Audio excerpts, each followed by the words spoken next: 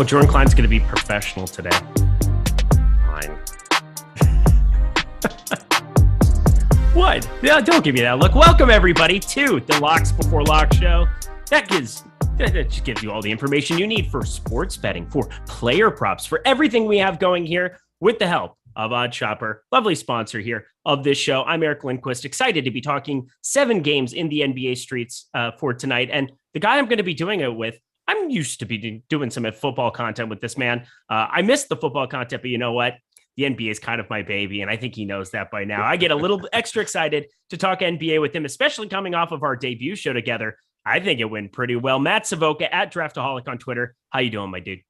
Hey, I'm doing great. Thrilled to be back for show number 2 with you. Absolutely great 7-game slate. And don't you worry, that NFL content will be back soon enough. And thanks, as always, Jordan Klein behind the glass. Best in the biz, guys. You know it. I went through the run sheet last time just to look. And this is, aside from minus plus, they were all within a range of like plus 165 to plus one or to minus 150. So it wasn't anything outlandish. We went 11-3 in our debut show together on a 7-gamer. I'm just saying the bar is high. The bar is high. And so now we must connect. Everybody smash the like button. It would be awesome if the 135, I'm sure we'll have 200, 250 here very, very soon. If all of you guys would smash the like button, make Matt and I look really cool here before the deep dive begins. That would go a long way for us here. Hit the subscribe button, notification bell, all of that great stuff. We've got Jordan Klein working very hard, and I'm very respectful today behind the virtual glass. I would never say anything to the contrary, right, Jordan?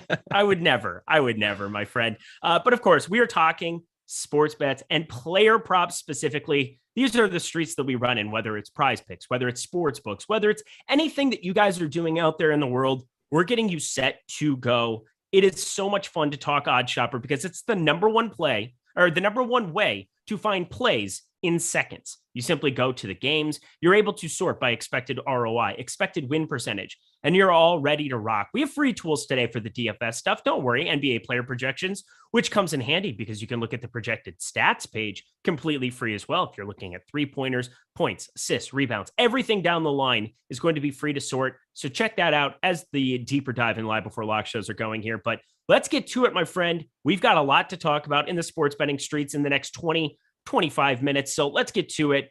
First game right off the bat that I have listed, Chicago at Atlanta, 231 total. That's the second largest total we have here on the board. Where are you looking to go here in terms of your bet for this game? Big game. People already talking about it. Trae Young, not 100%, that's for sure. But I'm going to go Zach LaVine. Over 22.5 points. He had 22 points in his last game played against the Heat exactly. Over his last month, he's hit the over on this prop in a decent 43% of his game. But tonight against Atlanta, who ranked bottom 10 in defensive rating over their last 10 games, I'm going to roll with the over here. We got him projected for a solid 35.5 minutes of play, which is actually a minute less than what he's averaged over his last 10 games and 2 minutes less than what he's averaged over the last month. So it's a pretty conservative minutes projection for LaVine, and yet we still have him going over here in this game. In terms of the game setup, the game script overall, kind of a toss-up. The Awesemo sports betting model have a 52% win probability for Chicago, and that probability of a close game actually makes me like this prop a little more because it solidifies the likelihood that we get to LaVine's projected minutes total. So he's hitting it 63% of the time in our latest simulation. So even at minus 110, that's a solid plus EV bet. I love that. I think that that's a great call. Maybe I might combine that to my card here, but my favorite bet of the entire game is in the very first game of the entire slate, and that is Clint Capella over 10.5 rebounds. I have 4 stars listed. In the last half hour since I wrote that down, I am going to 5 stars. This is maybe my favorite prop that I've seen in a long, long time at its current odds. Here's kind of the rundown of this. You have Noah Kongwu backing up Capella. You have Gorgui Dieng, who's going to be the guy who's going to play any sort of backup center, and they've proven to keep his minutes low, and I mean low, low, low. That song Low, written about Gorgui Dieng playing for the Atlanta Hawks. 10.5 rebounds is the line for this right now. 29% expected ROI, 61% win percentage, minus 170 on the over of that. You can play it over on Prize Picks at minus 170. Getting something like that in Prize Picks where I'm in California and I'm playing something like this, it is just ridiculous. We are projecting him for 12.7 rebounds, 12.7 over 2 rebounds more. There's no John Collins out there. There's no Okongwu. As long as he keeps his hands to himself, he gets on the other side of this. And again, offensively, Vooch could maybe get him in some foul trouble, but I don't see it here. Guy who's going to be sitting on the perimeter a little bit here. Capella, this is an absolute smash for me. He's averaging on the season well north of 12 rebounds, 12.1 actually. Okay. So not well north, but 12.1. Why? Technically north. In a game that's a 1.5 spread, why are we getting this free 1.5 rebounds? It makes no sense to me. I think I got passionate enough for everybody involved there. We have to be smashing over 10.5 rebounds here. So that is my 5-star, glorified 5-star play of the day, right off the gate. This is going to be in every single Prize Picks play that I put together here. Anything you want to add to that? Yeah, I guess we're not giving Vucevic the credit that I guess this prop line is that's the only way that the logic is solid here for this prop line. Otherwise, it just seems wrong. Oh, odd shopper, I love you. Also, just incoming foul trouble. I just feel it. But you know what? It doesn't matter. Minus 170 for something that you can do at even odds. Because again, on Prize Picks, all we're worried about is the W. That's 72% expected win percentage, or 61% that it's at right now. 61% is the number. It's too good to pass up. Let's keep it moving. Miami plus 1.5 at Brooklyn, 221.5. The return of our golden child, Kevin Durant. That's going to be exciting. Obviously, no Kyrie Irving because they're playing in Brooklyn, but that's why this line has moved drastically from open all the way to being favored. Brooklyn is by 1.5 points here. What sticks out to you in this game, Mr. Savoca? There are some player props in this one that are fine, but I honestly think the books are just overweighting the fact that Kevin Durant is back and people are excited that Durant is going to play.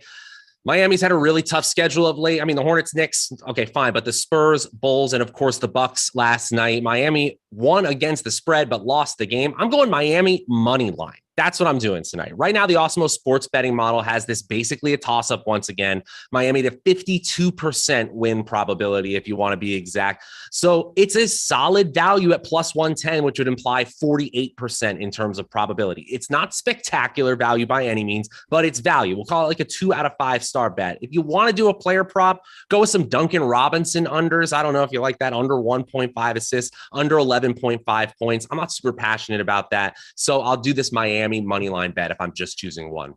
Whenever I see 1.5 points going to a team, I almost always take the money line simply because a game can't land on the 0.5 number. It's basically saying 1 is the avoiding number, and I'm never willing to pay drastic juice or anything. I'm much more inclined to take the money line. So if I'm going to do one of those two things, I think it would be the money line. I don't know how many minutes Kevin Durant's going to play. I'm assuming north of 30. You've put him on bubble wrap. He's the best scorer in the NBA when healthy. And I can't imagine that they're going to put him out there less than 100%, but I don't see 38 minutes or 36 minutes in his future here. I'm probably with you. If I were to take any stand in terms of how to bet this game, I would go to the Miami money line. But I think James Johnson under 0.5 threes here, 2.5 stars. He's projected here at Awesemo of 0.5. I'm not looking to hammer this line by any means. This wouldn't even be a full unit bet for me, but with plus money on a legit 50-50 outcome, it's something you can take advantage of. I would like to see Drummond in to limit James Johnson's minutes even further. There's just a number of paths for James Johnson, just not even to get any of the minutes or shot attempts that we would kind of be accustomed to, considering Kevin Durant's going to come in and play that 4. It's just a foregone conclusion, but pay attention to that Drummond news. I think him being probable here. Again, I am assuming that he's playing as it is, and that makes that 0.5 number shorting James Johnson just very, very a solid bet, but nothing that I'm too super enamored with. Anything to add there? Yeah, no, I'm with you on that, but I think we'll see if we get lineup decisions and it's different than that probable tag, then maybe this alters, but I think it's pretty solid. Shout out Stephen Eckelman there in the chat. Look at you, Matt Savoca. You've got a fan, and we get $5 to benefit from it because you crushed last night at Draftaholic. Helped me win $100 last night, betting the overs on Brogdon. Keep up the great work, guys. He was low owned in DFS on DraftKings. He was sub 10%. You talked about the overs. You've been smashing the locks before lock show. I think we found a little niche for you here, my friend. Hey, happy to help out where I can. Yeah, smash, dude. Smash the like button as well for our friend Matt Savoca over here. Always fun to be talking some sports betting with him. Once again, Odd Shopper. That's what we're doing here. best bets in 30 seconds or less. We're able to find this. James Johnson, that was the first bet that was listed there. That's ironic because I go through my process, and it's amazing how this matches up sometimes where it just kind of comes to the top and you see plus money for something that 62% win percentage. Let's do that every single time. It's just a process, and you want to get your money in good regardless of outcomes. And that's what we're here to do with Detroit +9 at Toronto, 218.5 here. I don't see anything in this game. I really don't. Fred VanVleet still in question here. We got news and OG Anunoby is going to continue to be out. There's a lot of books that don't have some of these props posted waiting for Fred VanVleet news. That's a massive piece waiting in the wings here for Toronto. So for me, if I could short numbers, I would do it, but I can't do it on PrizePicks. I don't see many books where you can kind of do that right now. Matt Savoca, is there something that you're noticing for this game that you do want to pick? So I think what I am noticing is that there is still some certainty in terms of the projected win probability for Toronto, even with their backcourt, and really their whole team sort of banged up right now. So even if they have no VanVleet, I still think the game script is pretty easy to project here. The only real player prop that I'm kind of noticing is kind of the middling point prop for Corey Joseph on the Detroit side, over 6.5 points. It's not really one I'm super enamored about, but he's getting plenty of playing time, averaging nearly 27 minutes over his last 10 games. We don't actually have that high of a usage projection for him, and we still have him for 2 points higher than his prop line. Even 2.5 assists looks like the over on that one on the Awesemo, on Odd Shopper right now. He's projected to go to over 6.5 in 65% of our simulations. So even at -115, again, that's plus EV. Love it. I'm going to backtrack for 1 second because, again, I have absolutely nothing whatsoever from this game. I went through it and I find zero value. I just kind of want to stay away from it in general. And then in DFS, I'm going to hammer it. So there's really no way around it. It's just kind of how it works sometimes. You get more sports betting exposure to things where you're shorting it as the day progresses and you're betting overs earlier on. I just don't see a whole lot that I want to get to here, but El Negro Loco, the news god up in the chat. Yes, I noticed you. Oh, you don't need to put the arrows up there. If you put @Eric, that's good enough. Thoughts on Durant points plus rebounds plus assists? I think this comes down to how many minutes you're going to project him for. We have him at 30 here at Awesemo. I don't know how you go to like 34 in this spot. That puts him around 24.5 points for me, 5 assists. You're looking at rebounds. That's going to be really kind of the massive one here. With Andre Drummond, I don't know what that's going to look like for him. We know that the empty stat stuffer there in Andre Drummond in terms of rebounds could definitely hinder his rebounding rate going forward. I have him projected right at 5.5. So you put those all together, that's 30 in terms of points plus rebounds. Adding the 5 to assist, 35 would be the number you're kind of looking at in 30 minutes. But if you project him for more, I don't know what that line is at right now, 34.5. That is so efficient. That is just way too efficient for me to bet. Matt Savoca, anything you want to add there? This is one of those things where the line doesn't give us any room for error at all. And so why not just play a player like Durant in a tournament in DFS? I understand the price is incredibly high, and I realize that his actual projection compared to salary-based expectation isn't necessarily phenomenal, but that is the kind of bet you need to make in order to take down a tournament. The contrarian option that people are looking away from because it doesn't quite make sense. We know what Durant's ceiling is if he gets hot. I'm not going to take that line personally. Cohiba, don't give up NBA. NBA is the best. College basketball, phenomenal as well. Check out Matt Kajewski's videos on that. Just an absolute on fire. Print fest. And now the secret team, IUPUI, they're terrible, and they had 5 players all season long, except for then Oakland didn't cover their 23 against a 5-player team. Dumbest thing ever. But for college hoops people, welcome to March. It's going to be a lot of fun to bet that. Excited to be playing some PrizePicks over there as well, and using Odd Shopper to help me for all of these NBA things. I'm telling you, the NBA is going to be profitable. You just got to keep going and get your money in good day in, day out with the tools here at Awesemo. I'm sorry if it hasn't been going well. Some days have not been going well for me in terms of DFS here the last week or so, but golf's going well here now, and PrizePicks and the old betting when I was in Arizona was awfully fun. Let's keep it moving here, but hopefully that helps you, Loco, kind of staying away from that Kevin Durant one, I think is the privy move, unless you find out that, and you are the news gods, you will find out if he's going to play more than 30 minutes, but it feels like a hairy situation to overinvest in. Let's go to Memphis +2.5 at Boston. 4 games left here on the slate. I'll get mine out of the way quick because Jaren Jackson over 1.5 threes. This is a 4 to 5 star play. I think it's a smash anytime you see over 35% expected ROI. 37% is the number you're looking at here. He needs to keep his hands to himself. That's the Jaren Jackson Jr. story. That's always been his story, is making sure he doesn't get in foul trouble. But when he's played over 26 plus minutes, 9 to 12 threes has been in the box score range of outcome. That is a massive allotment to be getting plus 165 on just 2 shots out there. It's not like Dylan Brooks has returned. Kyle Anderson is starting to play some minutes here and there, but plus 165 on 1.5 threes. I don't have any access to be able to bet that. Otherwise, I would be smashing it out of this universe. So if you're in a legalized state, go take advantage of that. What is your call, Matt Savoca? Well, maybe you have availability for this one because that is not the actual highest expected ROI bet for JJJ tonight. So maybe we'll have a little battle of our Jaren Jackson Jr. bets. No, I already have to dance. I don't want to dance, and I have to dance now. 8 times a under joke. 7.5 rebounds actually has an expected ROI of 41. First of all, he's fallen short of the 7.5 rebounds line in 2/3 of his games over his last 10. He's had more than 7 rebounds exactly once in his last 5. And then the matchup, Boston, they're pretty great defensively over their last 10 games. Number 1 in the NBA in defensive rating, number 1 in net rating. We've got Triple J projected for 26 minutes. He's averaged 27 over that last 10 game span. His rebound percentage is just 11%. Like, it's 11th amongst centers on this medium-sized slate. He's projected for just 5.5, hitting the under 80% of the time. Talking about prize picks, that's a killer bet right there. So even at minus 133, juice to the under, it's still a fantastic expected ROI. I really like that one. 4 out of 5 stars.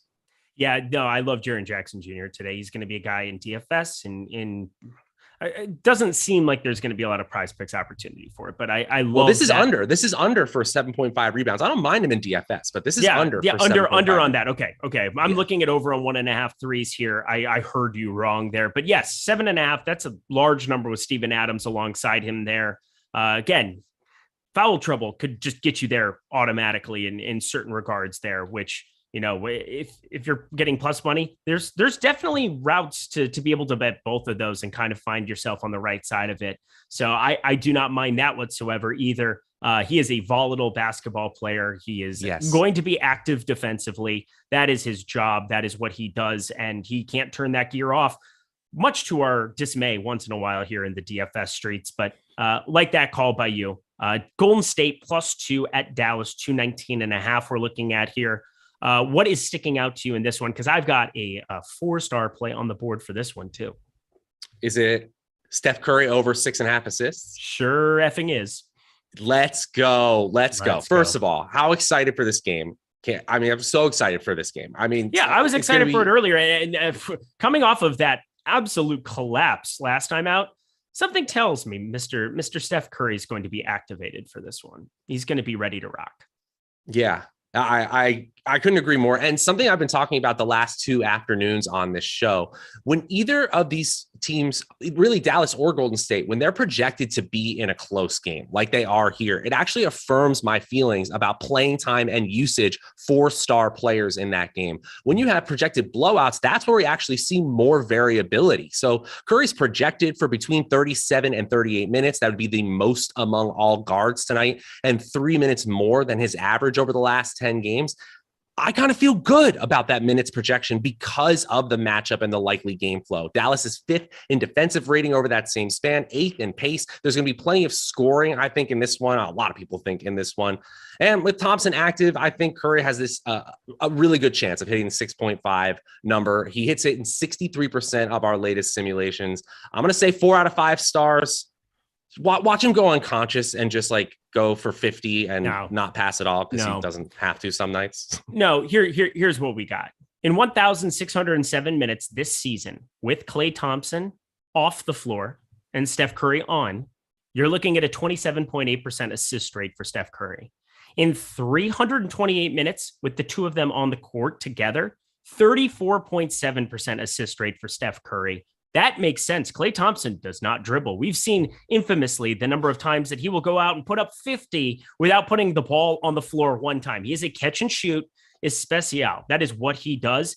That is what this is set up and primed to do. Now, That being said, Dallas, second best in terms of opponent 3-point percentage. So Klay Thompson, maybe on the perimeter, might have some more resistance. Spencer Dinwiddie, a plus defender that you're adding into the fray that matters a lot more towards Klay Thompson than what it would have if Kristaps Porzingis was still there. So it's a new situation for Dallas, and it's probably an improved defensive situation for them with his addition. But I still think that 7% difference, 8% difference in assist rate, Steph Curry, when you have Klay Thompson on the floor as opposed to off, that bodes well here. So I'm really looking at Steph and him being able to just actively get more assists here, with Thompson saying that he's healthy, good to go here in this spot, that this illness isn't going to keep him out of today. So I'm willing to fire this up over 6.5. This is my second favorite prop that exists on the board next to that Capella over. Odd Shopper loves it too. 30% expected ROI, 67% expected win percentage, minus 108 on this. It's just wrong. So I love getting Klay back into the fray here. We've got 5 minutes to go. Everybody smash that like button. Cohiba, my parlay did not hit. So no $450 handed out to a free sub. That would have been really, really fun to have happen. But we came the hook away. CJ McCollum missed by 0.5 threes. That was pain and suffering wrapped into one. But Sacramento plus 6.5 at San Antonio. Target rich environment for DFS. I don't know about sports betting. Do you have anything, Matt Savoca?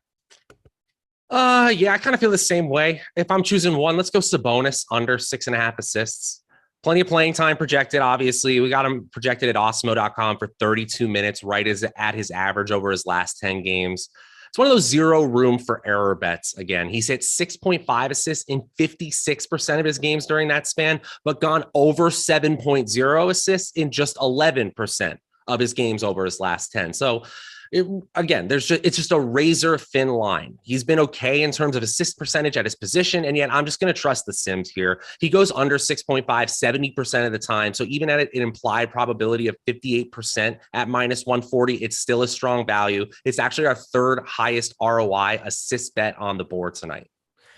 If you can find this is a fascinating one. DeJounte Murray, if you really wanted to find something, again, I had pass on the board for this one, and I mulled over recommending DeJounte Murray. Now, points plus rebounds plus assists is at 40.5 or 41.5, depending on where you're looking at.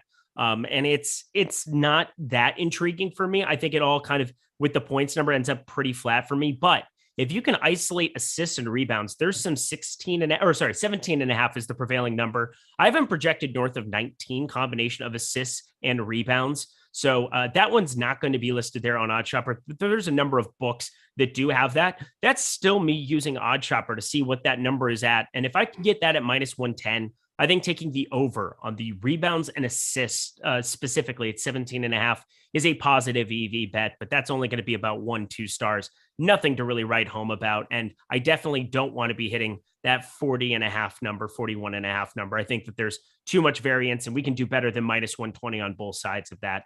All right, my friend, last game of the night, Lakers plus 2.5 at Clippers.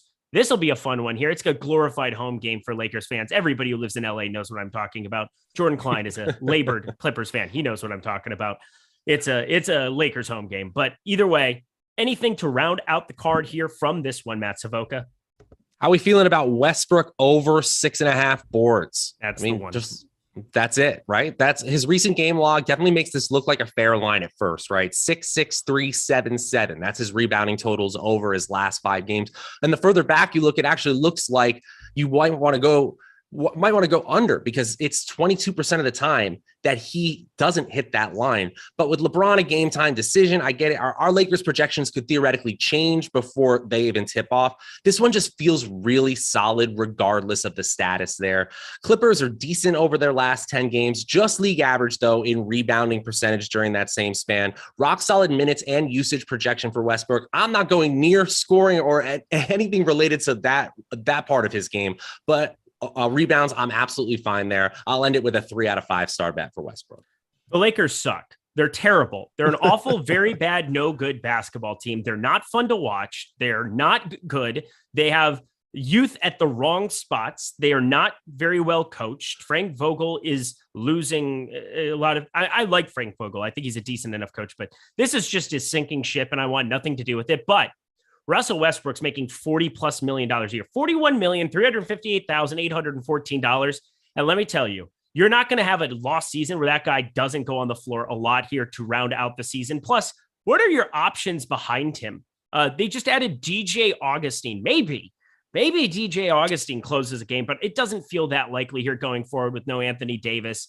Feel like he's in store for 35+ minutes. And if there's one statistical category, I feel like he's just immune to losing in terms of just ball handling or shooting. It is definitely rebounding the basketball. He will be active in that regard.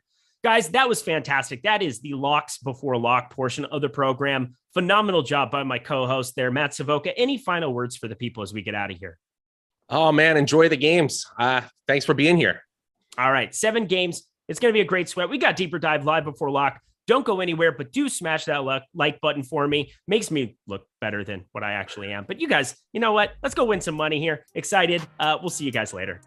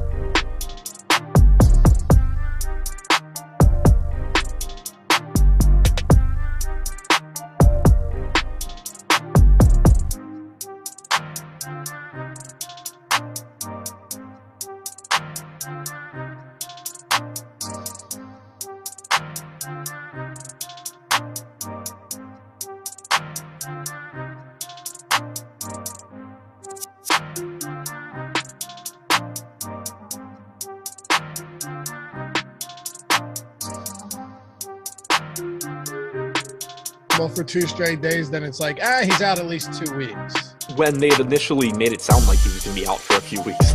That's what I'm saying. It makes no sense at all. No sense at all.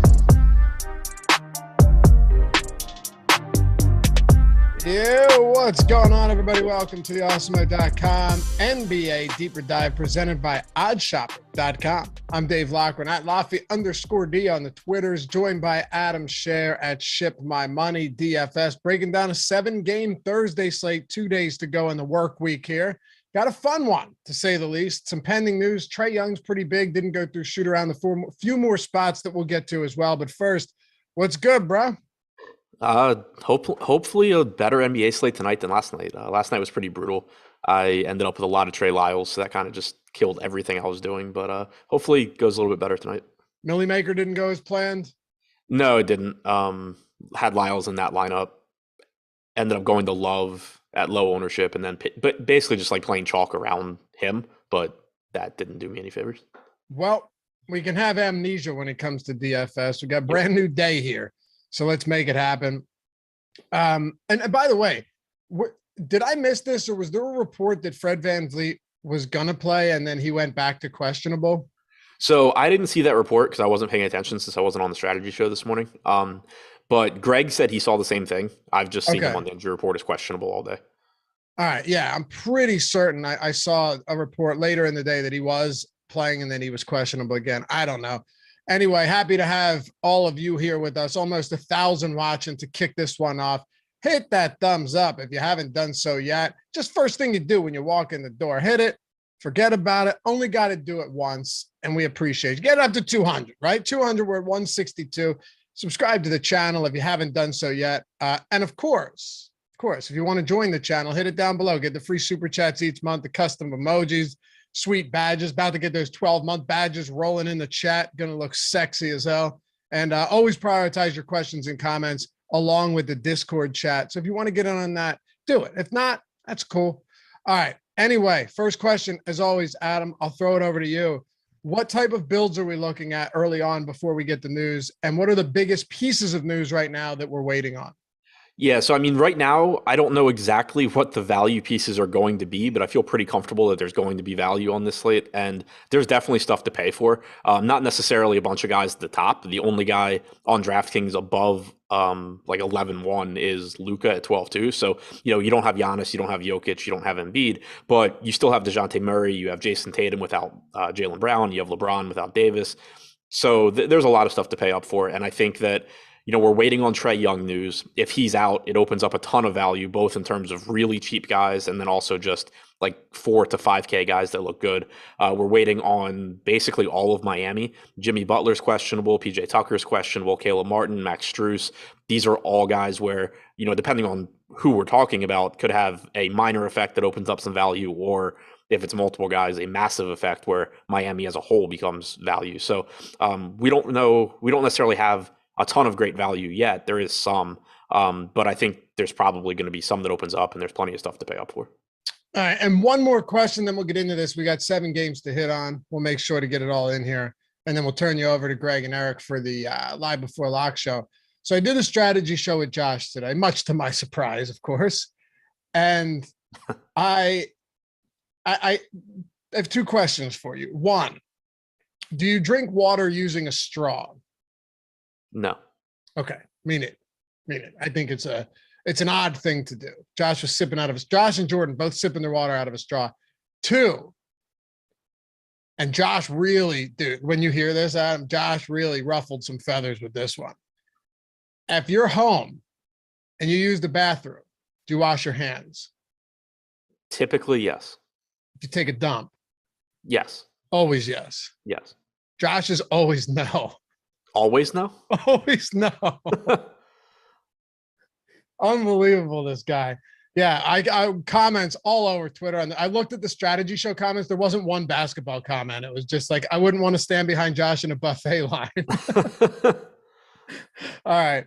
Anyway, we love him, but that was one of the more egregious things I've ever heard. Chicago and Atlanta kick this one off here. We'll start with the Bulls. What's free today? I think player projections on the site. NBA player projections entirely free if you want to get in on that. Awesemo.com/join. If you want to get access to all of our other tools, you hear us talk about the boom bust tool, the ownership, lineup builder, player projections, all that good stuff, top stacks for other sports, and fantasy cruncher as well. Awesemo.com/join. Week, month, year, whatever you want to do. One sport, all sports. We got you covered. No matter your budget, your style of play. So hop on in and join our Discord as well, especially the office hours where you got the pros helping you better your game over there, like Steve Buzzard, the Colts himself.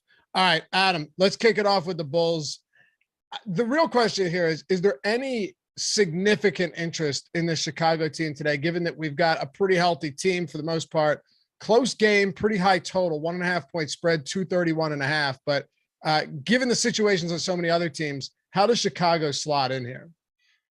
Pretty tough to prioritize. It's an appealing game, and I think we've said this about Chicago a lot recently. It kind of just looks like a team that, you can have some interest in tournaments, but as far as getting a lot of exposure to any of these guys or playing them in cash, it's a really difficult sell because they're just pretty much priced where they should be on a slate where you have plenty of options, where you're going to probably have plenty of underpriced guys.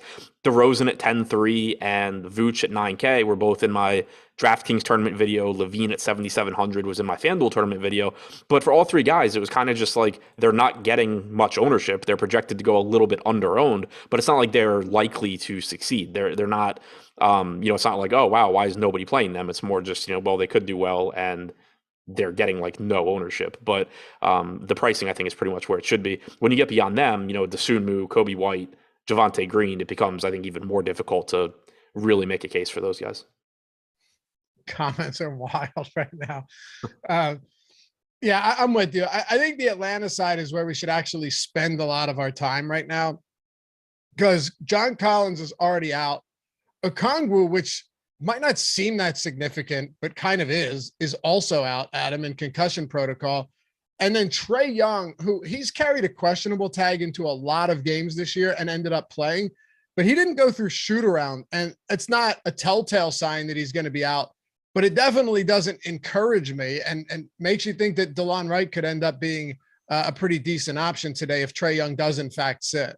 Yeah, him not going through shoot around is pretty concerning because I had just assumed he was going to be good to go, but that's not. He's always questionable. Yeah. Yeah. And typically he recovers pretty quickly. He also, he sustained this injury during the game and then came back, which we know with ankle injuries, they can swell after the game and guys, it's not unusual to miss the next game, but I'd felt pretty good that he was going to play, but not going through shoot around is pretty weird. So, I mean, for now, I still have him in. This is the first game of the night, which is nice. We'll have that information, but it's a huge piece because if he's out, you're probably getting DeLon Wright in the starting lineup, which you can say whatever you want about his production. He's not a high usage guy. He's not a great fantasy producer, but he's still around 3/4 of a fantasy point per minute. And he's essentially minimum salary, probably playing around 30 minutes. So it kind of becomes like a Malachi Flynn situation where you're just plugging him in and assuming that he's not going to completely kill you.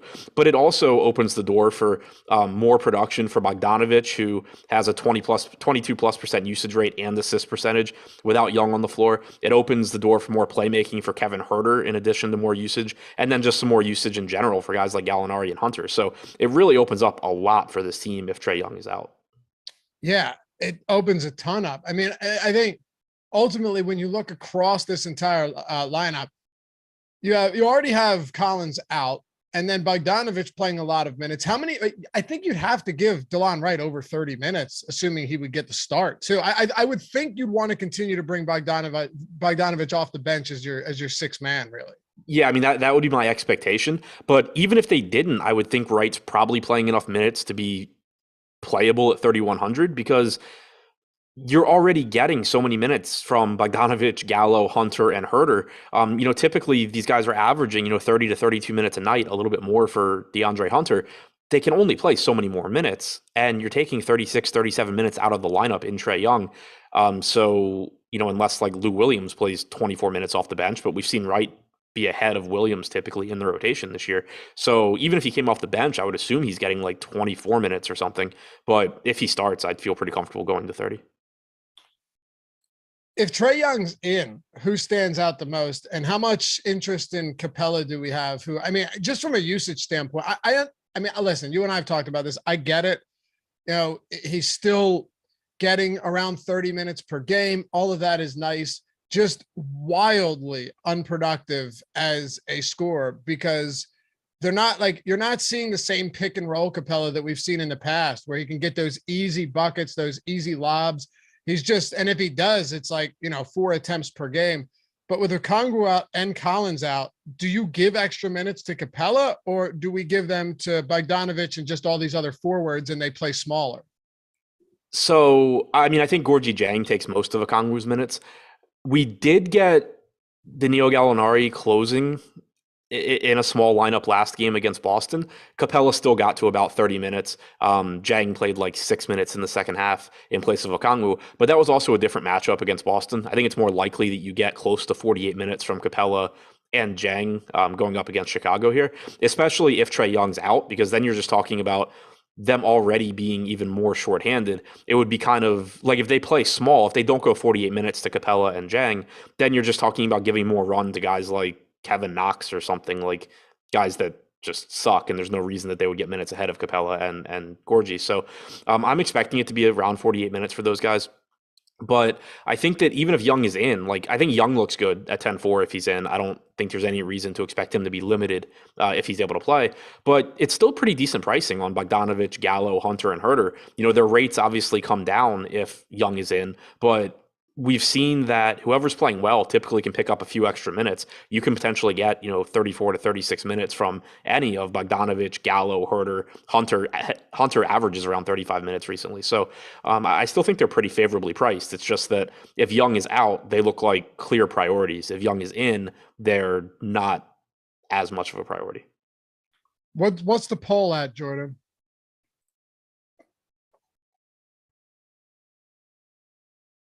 78% of people wash their hands after the bathroom. 21% of them do not.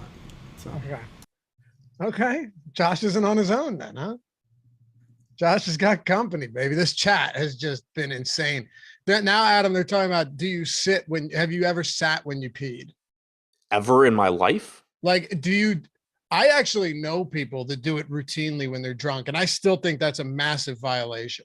Yeah. I don't do it ever, but would you admit it if you did? Yeah, if it was something I normally did, I don't think I would have an issue. I wouldn't think it was weird.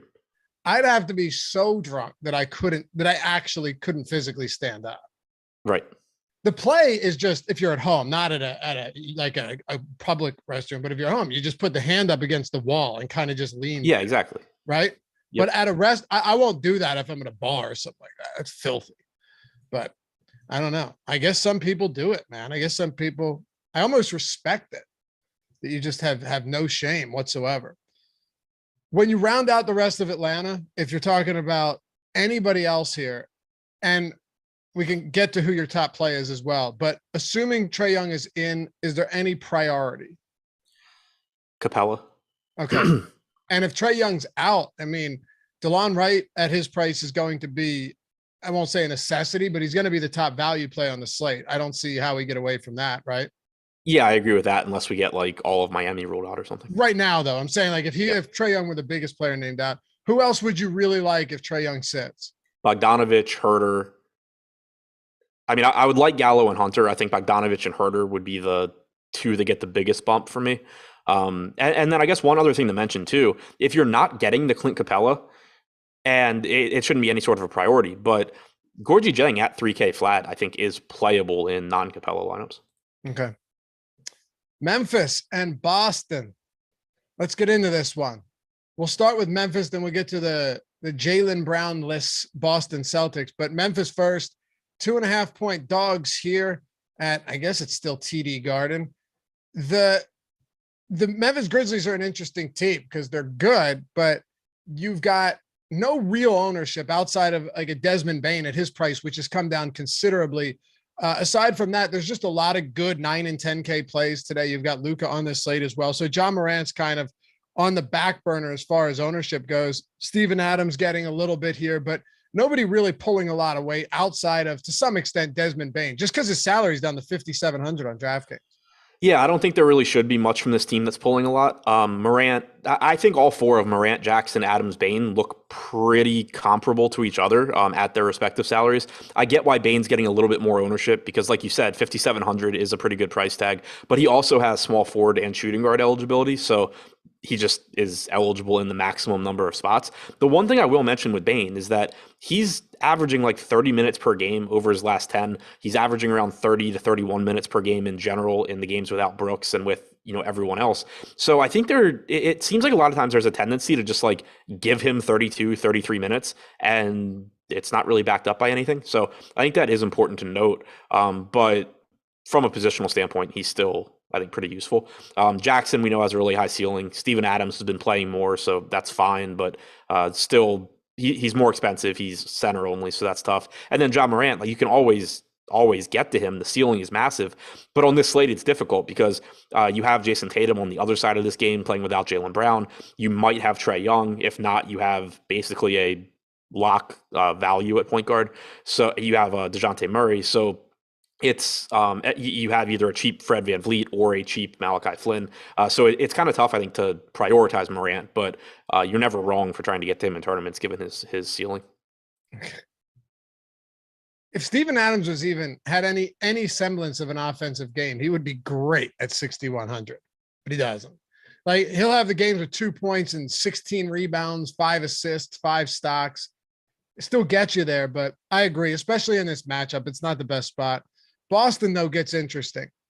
Tatum's got 30-plus points, actual points, in 9 of the 15 games he's played without Jaylen Brown this season, including the other day where Brown only played 2 minutes. I'm including that in there.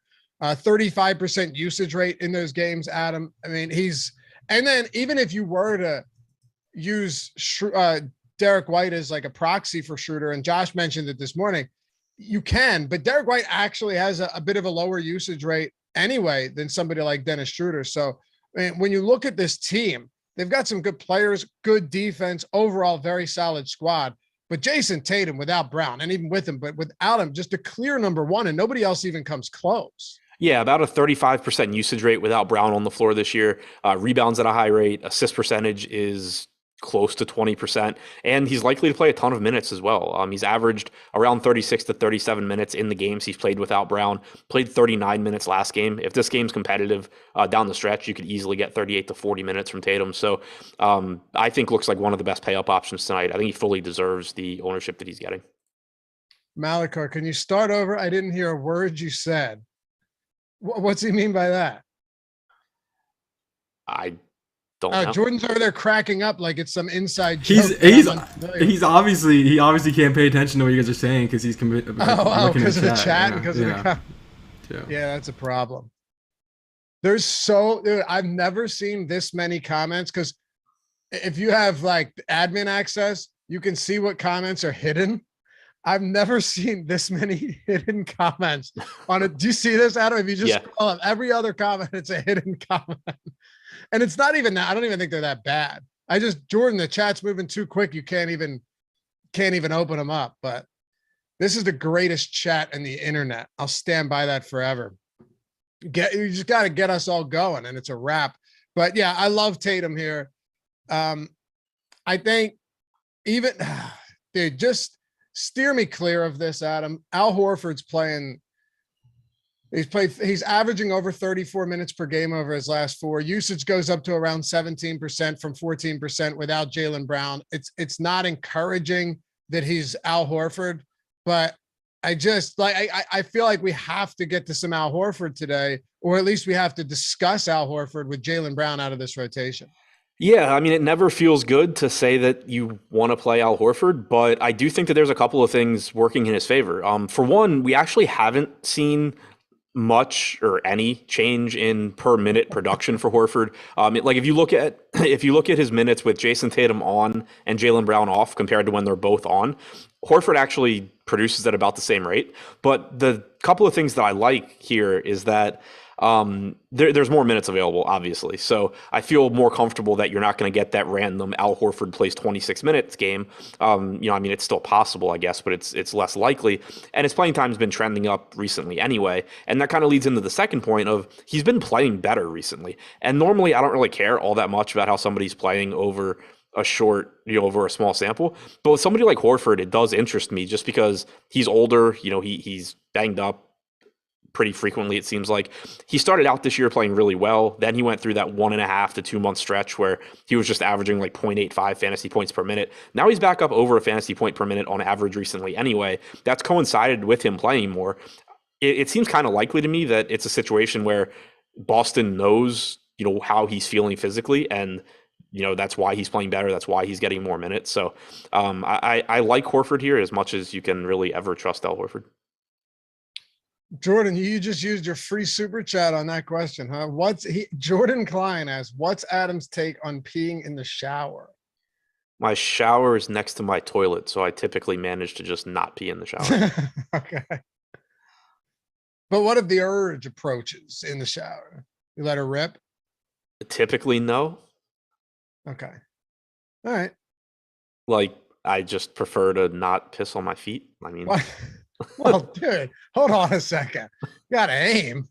You gotta aim straight down. You need to hear that sound when it hits the drain. You know what I mean? Yeah, well, I don't trust my aim that much. I mean, you don't trust your aim. You've been doing it for 32 years.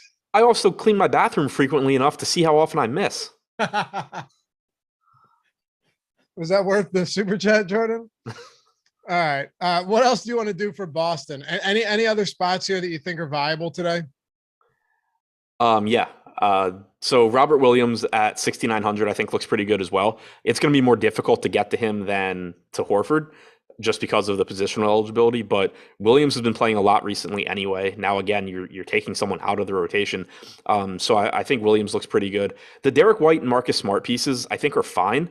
I'm a little bit lower on Smart than the field, I think. I just have a hard time really finding anything that suggests he's going to take on like some sort of big role without Jaylen Brown. I think that Tatum cuts into a lot of it. I think that, Derek White gets more minutes and does some of the work there. So I think Smart plays a lot, and that makes him decent at 6,400. But I'm not quite as enamored with his ownership as I am with guys like Horford and Williams. I think I probably get to like more Horford than Smart, for example. But yeah, I think that, and White similarly, like I'm not even completely convinced that you get 32 to 34 minutes from White. I think there's a path to that. But even in the last game, he didn't play a ton in the second half. You got more run for Peyton Pritchard. You got more run for Grant Williams. So I think that White and Smart are kind of just priced where they should be, whereas I think Horford, Williams, Tatum are underpriced. That surprised me with White. But I will say this much, right? A lot of times, and you and I have talked about this all the time on this show, it can be very difficult sometimes to glean anything in terms of rotation when it happens in game and the coach is forced to make a decision like without really being able to make adjustments and stuff like that. Now it was only 2.5 minutes, but it was just kind of weird because Derek White subbed in and played, what did he play? Like 15 minutes in the first half and then a normal rotation in the second. So I guess what I'm saying is I don't know what his minutes are going to look like today because we haven't seen a full game without Jaylen Brown. Right. But if I give him 32 minutes, I still get him as like a marginal play. Oh, I'm not even saying I really like Derek White. I'm just saying I don't know what his rotation is going to look like. And it's tough to get anything out of last game where they had to make adjustments on the fly. Right. Yeah, I agree with that. All right. 2 down, 5 to go. Let's keep it moving here. Miami, Brooklyn. There's some big question marks here. Like you said earlier, is if the whole Miami team is out, that changes things. No doubt. Kyle Lowry's already out. Jimmy Butler, PJ Tucker, Caleb Martin, Max Strus, all questionable. Second of a back-to-back today. Adam, Jimmy Butler yesterday looked as bad as he ever has. And I don't even think that's hyperbole. Like he looked horrible. It was brutal game. And it's not like he wasn't shooting. He just couldn't connect. There were no peripherals whatsoever across 35 minutes, 16 fantasy points. I guess right now we just have to wait and see. It's a 7:30 game. The only 7 a.m. or 7 Eastern game is Chicago Atlanta, so we should be all right for the most part. But there's a lot of question marks here for the Miami Heat. Yeah, there's a ton of question marks here, both in terms of playing time and in terms of production, because we already know that Lowry's out. So starting with that, you know you're expecting a lot of minutes from Gabe Vincent. He still is going to look like a good value at 4,500. You know you can expect increased playing time from Tyler Hero. He looks fine at 6,300. If Jimmy Butler is in, you expect a bump in assist percentage. Makes him look pretty good at 8,700, even though, again, like you said, he has been pretty bad recently. I don't think you should be weighting that very heavily. And then Bam at 8,600 is kind of, always good, but I think the most difficult to get to out of that group. But if Butler is out, there's not only more minutes for Hero, there's more usage. Similarly, there's more usage and assist opportunities for Gabe Vincent. There's more usage and assist opportunities for Adebayo. And then there's just more minutes in general for guys like Caleb Martin, Duncan Robinson, Max Strus. If you take out if you take out one of Tucker, Martin, or Strus, then you're getting more minutes for whichever of them are in. If you take out more than one, you're getting really thin on the wings. So at worst, like if everybody is in, except for obviously Lowry, I think that Butler, Hero, and Vincent all look very good. Adebayo looks fine. Even Tucker and Martin look okay at 3,600 and 3,300. But as you start taking guys out, you're just really opening up a lot here. Yeah, I mean, and another thing too is it's not exactly the worst matchup either. It's Brooklyn. They get Kevin Durant back. That's solid, but ultimately you can get to it wouldn't. I don't even know if it would matter, honestly. But the biggest piece now that we're waiting on is Jimmy Butler, and I do think, Adam, that on the second game of a back-to-back, and he's been dealing with injury, been banged up for a large stretch. It wouldn't be shocking at all if Butler is not active on the second of a back-to-back tonight. I mean, even a little bit. Plus, yeah, they were 2.5. They were 2.5 point favorites. They're 1.5 point dogs now for whatever that's worth. But recap this for me real quick, just so everybody knows where you're at, and then we can move on. I know you kind of did, but if you were to just summarize, if Butler's out, I don't want to be like, oh, if Tucker and Martin and all them are out too, but if Butler's out, and we already know Kyle Lowry's out, how much Tyler Hero do we want? How much Gabe Vincent do we want? How much of anybody else like Bam Adebayo do we want, who sees a big increase in some rates with Tucker off the floor? Yeah, if Butler is out, you want a lot of Hero, a lot of Vincent, a lot of Bam. Bam still will be the most difficult to get to out of the group just because of his position and price, but he would look very good. And then, I mean, you would want more Tucker, more Martin, potentially more Robinson than you would get if Butler is in, but they still wouldn't end up being, guys that you're prioritizing the way that you're prioritizing Hero, Vincent, and Bam. Yo, hit that thumbs up too. I mean, is this not entertaining? Hopefully informative as well. We're having a good time today on a Thursday night, right, Jordan? Having a good time, man. Even you throwing in your free super chats. I don't know, 500 likes. We're over 2,000 viewing. Easy money. If you forgot, it's cool. We forgive you. Just get on that. Takes a second. You like this stuff? Show some love. Helps us with the YouTube algorithm. All right, Brooklyn. KD is back. How many minutes you giving Kevin Durant tonight? I have him at 32 right now. I don't have any strong take on that. My thought process is basically, if he hadn't missed a ton of time, you would be expecting him to play like 38 minutes here. So even 32 is being limited.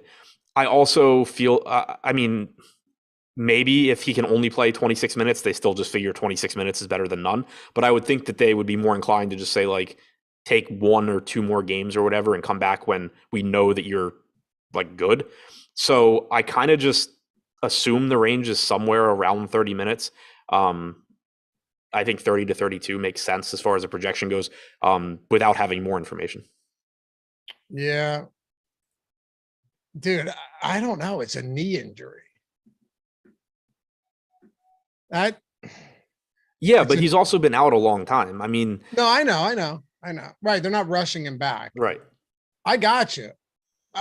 I'm saying I actually have no idea. Oh yeah. Me neither. 32 sound. Sorry, go ahead. From a like strategy standpoint, the way I think about this spot is The consensus in the industry right now appears to be like 30 minutes. And as far as I know, that is based on nothing other than everybody deciding that Kevin Durant's going to play 30 minutes.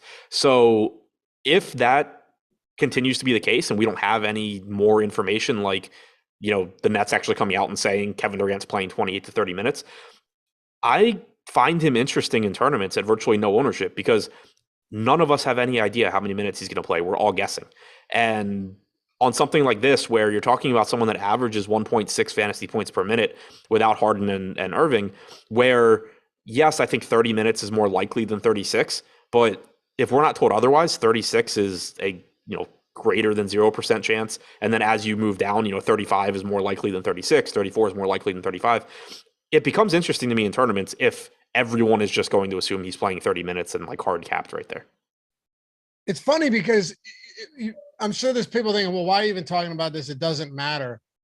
The thought occurs to you that, hey, let's just throw this out there. Let's say Butler's out, right? Defensively, that does not help Miami. There's no Harden anymore. Kyrie Irving can't play this game. If Kevin Durant comes back out and plays 36 minutes and the players around him are like Patty Mills, who has just been outright dreadful, Seth Curry's fine, but Kevin Durant on his own playing even 36 minutes, I don't know, but could have a monster game, and his ownership is going to be legitimately through the floor. So I don't know how to approach it. In 32 minutes, I have Durant at 51 DraftKings points. So if he plays 36, you're going to get a decent amount of it. Right. That's the reason I think he's interesting. He's projected for like 1% ownership. And that's basically just because everybody in the industry has decided to guess that Kevin Durant plays 30 minutes. Right. You're right in that we don't know. I don't think I'm wrong in saying the knee injury is concerning, but you're right in that, hey, if everyone's saying the same thing as I am and giving him 30 minutes, what if he plays more? Right. And like if the dumbest thing I do is play Kevin Durant, like chances are if I didn't play him, I was going to do something stupid like play Trey Lyles. So who really cares?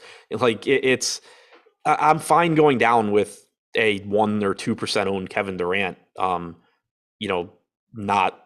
not getting there. I'm not saying that I'm playing a ton of him or anything like that. I just think situations like this are really interesting in tournaments where if Kevin, if there were no injury question here, Kevin Durant's one of the highest owned guys on the slate. Not even a question. Not even a question. Yep. The funny thing is too, when you could play him, get 30 minutes and still get where you need to go. I'm not saying it's likely, but it's not like he hasn't dropped 60 in 30 minutes before where he's got nobody around him. So right. I don't know, man. 350 minutes without Irving and Harden this year, 35.5% usage rate. What's his per minute production? Did you mention that already? Yeah, it's about 1.6 going back to last season. Yeah, that's pretty good. Yeah, 37% assist percentage, 35.5% usage rate. We're not talking about some overpriced, someone that's overpriced for his normal playing time. And that's kind of the thing for me. If he had been back for the last 2 weeks or whatever and was 10-8 here, he's probably more popular than Jason Tatum on this slate. I think you're right. Yeah, I think you're right. All right. So maybe I hope we don't get any report on his minutes. Yeah, I'd be perfectly fine. And I'll say too, I don't think he actually ends up being 1% owned. But even let's call it 4 or 5%. I'd be perfectly fine just being at 10, 15% Durant. He's not going to work out all that often, but most plays you're going to make aren't going to work out well enough to win you a tournament anyway. You're not going to get many spots that offer more upside than embracing uncertainty with Kevin Durant playing with a bunch of G Leaguers on his team. Noah says, no need to talk about KD today. Let's move on. This is what I'm talking about, right? Why are you even talking about this? Because KD could be a phenomenal tournament option. And no, KD having a bad matchup doesn't scare me because that's factored into everything. If he had a good matchup, I would have him projected even higher. All right. Jeremy Savage super chat says, stop lying, Adam. You don't clean your bathroom. We talked about it. We went over we learned a lot about your life the other week. Yeah, I didn't mean recently. I just meant in general in my life. I've cleaned my bathroom enough to know that I miss. All right. Anything else for Brooklyn? It's an ugly team right now. Yeah, I don't really have much else because Durant coming back, obviously for whatever minutes he plays, is probably just going to be a vacuum taking everything away from everybody else. Seth Curry is certainly not priced for Kevin Durant to be active. The only guy who I would say kind of is Patty Mills at 4,100, who just appears to have completely forgot how to play basketball in the last couple of weeks. But even that, like, there's plenty of other guys that I'm getting to before I get to Patty Mills. All right. Hey, oddshopper.com, sponsor of the show, Oddshopper YouTube channel too. I hope you're checking that out. We got some great stuff. We've been adding subs like crazy lately. But if you haven't been to Oddshopper, it's totally free. So no one's selling you anything here, but it is amazing because you can shop any player props you want, sides, totals, futures, whatever. You can sort. The biggest thing here is threefold. You can sort by expected ROI, all of the best bets based on Awesemo's projections, right? Based on our projections, totally free. Sort by expected win rate, and you see all of our projections on there as well. So you can put them up against what the lines are. But really bigger than anything else is we give you the best bet, no matter where it is. So for example, like Russell Westbrook tonight, I like the over 6.5 rebounds, particularly if Dwight Howard is out. Especially no DeAndre Jordan anymore. They could go small again, helps him. We got him projected at 8.1 rebounds. You can see that right there. The best bet, DraftKings, over 6.5, only -110, right? And then if you click on that, you can see where other books are pricing it. In certain spots, you're going to pay a big premium on it. In other spots, you're going to find the best bets. It's going to save you a lot of time, number one, because it just doesn't take any, and a lot of money over the long term as well. Got the parlay builder, where we're building you the best parlays out there. And of course the arbitrage feature, all of that. You got college basketball, NBA, football when it's around, NHL, all that entirely free. Oddshopper.com. Check it out, man. Check out my video on the Oddshopper channel too. Got a couple of those picks, some of my own picks as well. We went 6-0 last night, trying to keep this going. All right, let's keep moving. We have, who's up next? Detroit and Toronto. I'll throw this over to you. We can make it relatively easy. Anybody for Detroit that stands out amongst the rest of this slate at all? No, I think Detroit's another team where they have several guys that if you're playing 150 lineups, you get to here and there, but that aren't guys that are, making it into your top lineup or two. Cunningham, Grant, Bay, all of those guys look fine. Same goes for Stewart at 4,900. Kelly Olynyk has some volatility with Marvin Bagley doubtful. We got like 24 minutes a couple of games ago. Last game, he played 20 to 21. I lean towards the 20 to 21 for Olynyk because you do have Diallo probable. You have Frank Jackson back. Isaiah Livers has been in the rotation for the last couple of games. So, and Olynyk's price tag came up. So there's nothing that really stands out to me there. One positive from the last game is that Jeremy Grant did finally play like 35 minutes in regulation. He had just seemingly been like hard capped at 30 minutes for a very long time. So I don't know if that trend continues, but it was nice to see him actually get north of 30 minutes in a game that didn't go to overtime. So OG Anunoby's out. What a strange thing. He's supposed to be out for an extended period of time. Then he's questionable in back-to-back games, gets ruled out of both. And now he's out for at least 2 weeks, Adam. So I really don't know what to make of it. Doesn't matter. He's out today. That's all that matters. But Thad Young's questionable. And then Fred VanVleet is also questionable. So yes, a previous report said that he would play against Detroit, but he remains on the injury report ahead of Thursday's matchup. So I don't know what to make of it. My guess is he plays, but we'll have to see. So if Fred VanVleet's in, what do you want to do with them, with the Raptors, given that OG is out? So if VanVleet's in, we're back to the situation that we're used to with Toronto, where you're probably getting Kem Birch starting and playing 16 to 18 minutes. You're probably getting 20 to 22 minutes from every one of Thaddeus Young, who is also questionable, but assuming he plays, of Young, Boucher, Achua.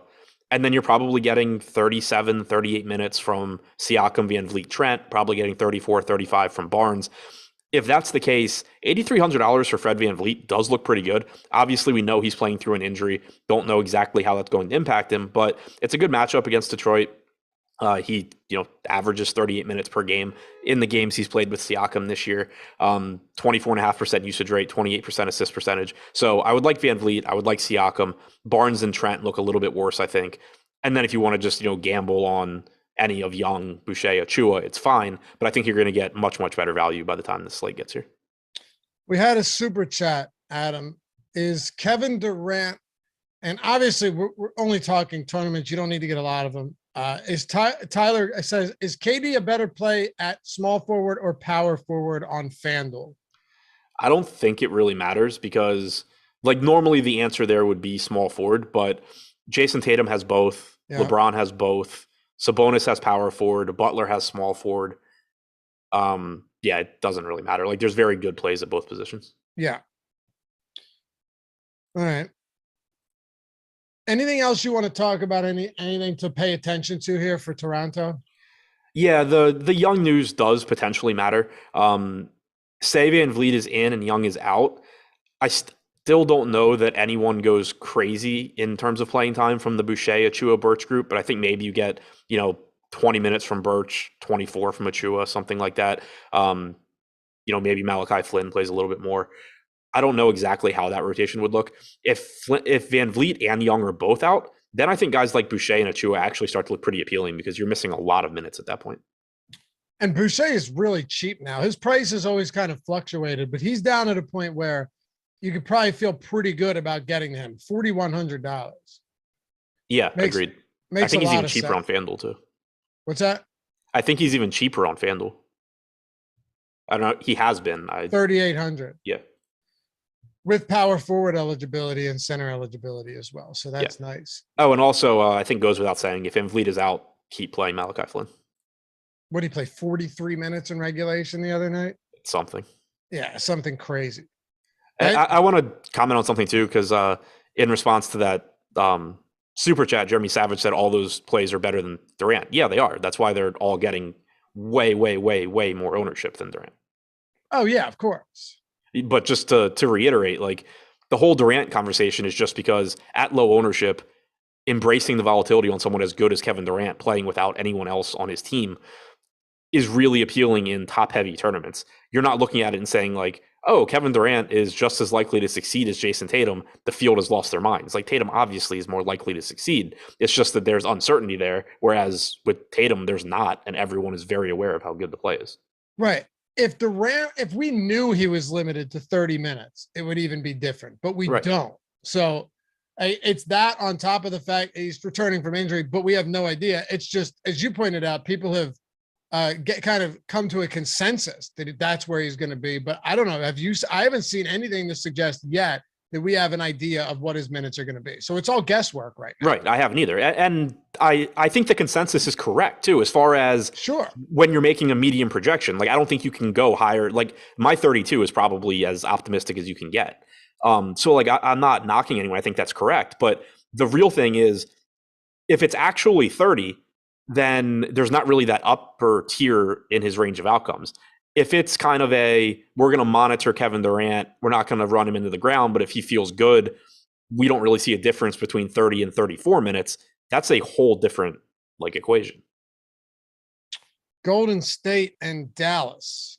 Let's do it. Warriors kind of reeling lately, huh? Struggling, but they get Klay Thompson back. He's available, coming off an illness. I guess the question now, and I asked Josh this morning, I kind of know the answer to it, but how at this point on a slate where you've got Luka, I'll even throw LeBron in there, DeJounte Murray against the Kings, that totals ballooned to like 243, Tatum, a lot of great plays. How can you prioritize somebody like Steph Curry at his price point? I have absolutely no idea. Like, it just, I don't see how you can get to him with really any frequency right now at all. It's really difficult for me to even make Steph could go nuts argument, because obviously he can, but I mean, you basically just need to hit perfect for that to work out, because you're not even talking about Steph having a better game than you would expect. You're talking about Steph literally needing to go for like 80 plus probably, because you have Luka, who's only $1,000 more at point guard, that just obviously projects a lot better. But then you have Murray, who projects better at a cheaper price tag. You also need Steph to beat, all of Morant and Van Vliet if he's in, and those guys. But then you have the value pieces. Like, you either have Trae Young, who I think projects better than Curry, or you're using a point guard spot on DeLon Wright in a lot of lineups. You either have Van Vliet, who I think actually projects pretty similarly to Curry. Curry's better, but I don't think it's by a massive margin. Or you have a value point guard in Flynn. You have a value point guard in Vincent. It's a really, really difficult position to be getting to somebody that also looks overpriced. Right. The whole team is pretty underwhelming. Kevon Looney, but center eligible only. Klay Thompson's, 6,500 now. The entirety of this team, outside of maybe a little Looney, is not good. Now, I don't mean not good at basketball, but for DFS purposes, it's tough to get there. Yeah, agreed. So yeah, it's really difficult to get to Curry, but even Wiggins takes a hit, assuming Thompson's in. Thompson himself at 6,500, I think just kind of looks marginal. Kevon Looney is probably the best value here. I still don't hate Gary Payton at 4,100 either. Close to a point per minute guy, likely to give you 24, 25 minutes, but there's really nothing that stands out to me from Golden State. How about Luka on the other side of this one, where you've got, just to kind of preface it with, you have DeJounte, we'll get to him next, Murray. You have you have Tatum, you have some good high-priced guys. Luka's always viable, but is it going to be tougher to get to him today, given that really steep price point and some other really good spots across the slate? I think so. The one thing that's nice is that his ownership's only projected for 12%. So, normally you're talking about somebody that's 30% plus. It's difficult to get there because of what I was just saying with Curry to some extent. It's not just that you have to have, that there's a bunch of good plays in that 10K range. It's that some of the best value on the slate is very, very likely to be at the point guard position. And Luka is only point guard eligible. So you can only roster him in so many spots. I do think he's the highest projected guy on the slate. So it's never like he's a bad play. And yes, that includes factoring in that he's playing Golden State. It would just be higher if it wasn't Golden State. But you can just probably build a lot of better lineups where you're saying like, okay, well, I'll just save $2,000 and go to a 10K-ish guy and then, bump up somewhere else by $2,000 than jamming in Luka when, he's the highest projected guy, but versus the field, it's not like he's favored to be the highest scoring guy. The rest of, Reggie Bullock, Jalen Brunson, this just isn't a great game. It's a good game, but from a DFS standpoint, it's hard to get to a lot of these guys. Like, do you see yourself getting a lot of Reggie Bullock? No, I don't see myself getting a lot of Reggie Bullock. We have him at like 13%, which seems egregious. I wish I hadn't laughed because I'm sure now he'll have one of those games. But I'm saying because he's not unowned. Well, and it's right now at 4,400. He should get some ownership just because he's shooting guard, small forward. He's likely to play 34 minutes. Van Vliet's out. So there you go. Now you're not playing any Reggie Bullock. Right, yeah. So now you just got Malachi Flynn. Yeah, so positionally he fits. Like, he'll be useful in the case where you're saying, okay, well, I don't want the build where I go with Malachi Flynn plus Gabe Vincent at my point guard spots. I want the build where I go like Ja Morant plus Trae Young or something like that. Reggie Bullock is useful in those because you still need some value somewhere and he covers the other positions. But in terms of like the best projected lineups you're going to make, it's going to be paying down for the Malachi Flynn type guys. And just to touch quickly on, somebody had said that you can't go to Luka now that Spencer Dinwiddie is there. He's averaged 1.5 DraftKings points per minute in the 5 games with Dinwiddie. He has a 42.5% usage rate. His assist percentage has come down to 30%, but I don't think that is because of Spencer Dinwiddie. I think it's probably just people missing shots mostly. So yeah, I wouldn't be knocking Luka because of Spencer Dinwiddie. No. What do you think the odds are that Nick Nurse goes with an 8-man rotation if Thad Young is out? Better than with any other coach? Right. I don't know, because that would really open. Van Vliet's out. Just to circle back for a second, this is like the biggest part of the slate until we get to Miami news. How many minutes do you think Boucher gets? Let's say Thad Young doesn't play with Van Vliet and Anunoby out. Yeah, that one becomes really, really difficult. So you figure, let's say Flynn's playing 38. Let's say every starter other than Birch is playing like 38 to 40, right? Yeah. Which I think is reasonable. Every night. So then you have the 48 minutes at center, and we're assuming Young is out. So let's say Birch plays 20, let's say Achua plays 24. So you have 4 minutes at center left, and then you have like 32 minutes across the other 4 positions. So Thad Young's out. great. There it is. And he played, by the way, Adam, before you finish this out, so everyone understands, like, he played 23 minutes last night and 16 minutes straight to close the game. Yeah, he finished at 23 minutes. That was a game where Boucher only played 18, Achua only played 17, and Birch only played like 18. So, I mean, obviously doing this kind of on the fly off the top of my head, but it's fine. Take your time. Let's say something like 20 to 22 Birch. Achua maybe plays the rest of the center minutes, or at least close to it. So let's say 20 Birch, 24 Achua, to try and be like, somewhat pessimistic on those two. Boucher probably then, so you get 4 minutes at center for Boucher, and then you would get, let's say he plays 24 minutes. So that would be 20 of the remaining 32 minutes. Then you probably are giving like 16 to Delano Banton. So I think something like that would work, right? Yeah, I think that's in line with what we could get. And we just got the starting lineup, same as last game. Yeah.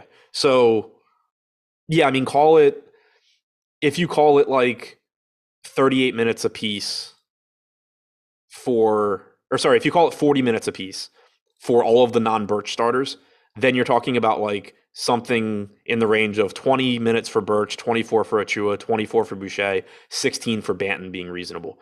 If you cut those guys, the starters, to 38 minutes, then, maybe Banton gets a couple extra minutes, maybe Birch or Achua are getting a couple extra minutes, but I think somewhere in that ballpark makes sense. Okay. Neesmith starting for Jalen Smith. And this is why we spent the time on Durant. He will not have a hard minute cap, Adam. Really wish that had not come out. Me too. Would have been sweet to just be right. Would have been a lot of fun to have Kevin Durant play 36 minutes and score like half a fantasy point per minute, and just. That's always the worst, where you get the minutes right, where everyone else is off of them because they think they're playing fewer minutes, but you nail the minutes and they just do nothing. Yep. And then the people that got the minutes wrong would just say, "Oh, I didn't play him because it was Miami." yeah, exactly. As far as the Jaylen Brown thing, I was expecting Naismith to start, so nothing changes there for me. Okay. 8 minutes to go, 2 games. I guess, Jordan, it's time for me to tell him about Breaks of God, huh? Breaks of God, fantasy sports fans. What if you caught a break with potential to net a couple $100,000 with less than $100 investment? Listening now? Well, we've got great news, because breaksofgod.com is the place to catch that break. Breaks of God's the largest sports card collecting trend to catch fire in America, and it's how sports card collectors of all ages are building high-value card collections without huge investment or risk. It's quickly become a popular and economical way for sports fans to get potentially high-value or rare cards without having to buy a $1,500 box or case themselves. From football to baseball and everything in between, there are many slot options available for under $100, so you can get in on the big money. Breaks of God box breaks dramatically increase your odds of getting big money premium sports trading cards for a fraction of the cost of the expensive, hard-to-get boxes. All of those cards are broken from sealed premium boxes live on Instagram. The cards are shipped directly from you or to you for free when the live break is over. Slots are limited, so act fast. To learn more about how you can hit big money cards and get 30% off your first break, go to breaksofgod.com/A30, like Awesemo, A30, breaksofgod.com/A30, and get 30% off your first break. Also, make sure to follow them on Instagram at breaksofgod.com. At Breaks of God. Josh told me he's all about this, man. He does these group pack breaks like crazy. Have you ever done one? No, I was actually just thinking, and it's funny because someone in chat just said, I'll pay Adam $1 million if he can repeat a single sentence Lofty just said.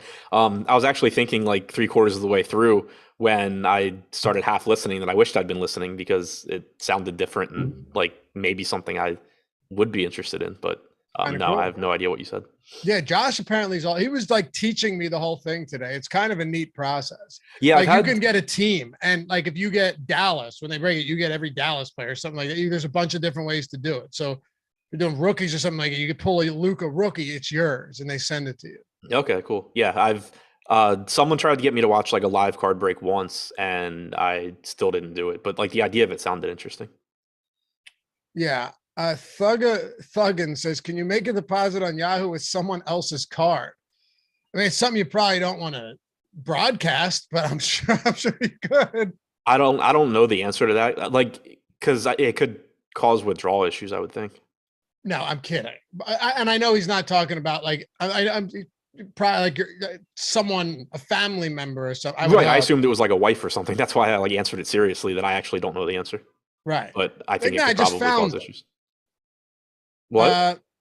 I think you're right though. I'd be careful about that, because if you had to fill out tax forms too or whatever, I don't know how I don't even remember how the vetting process works.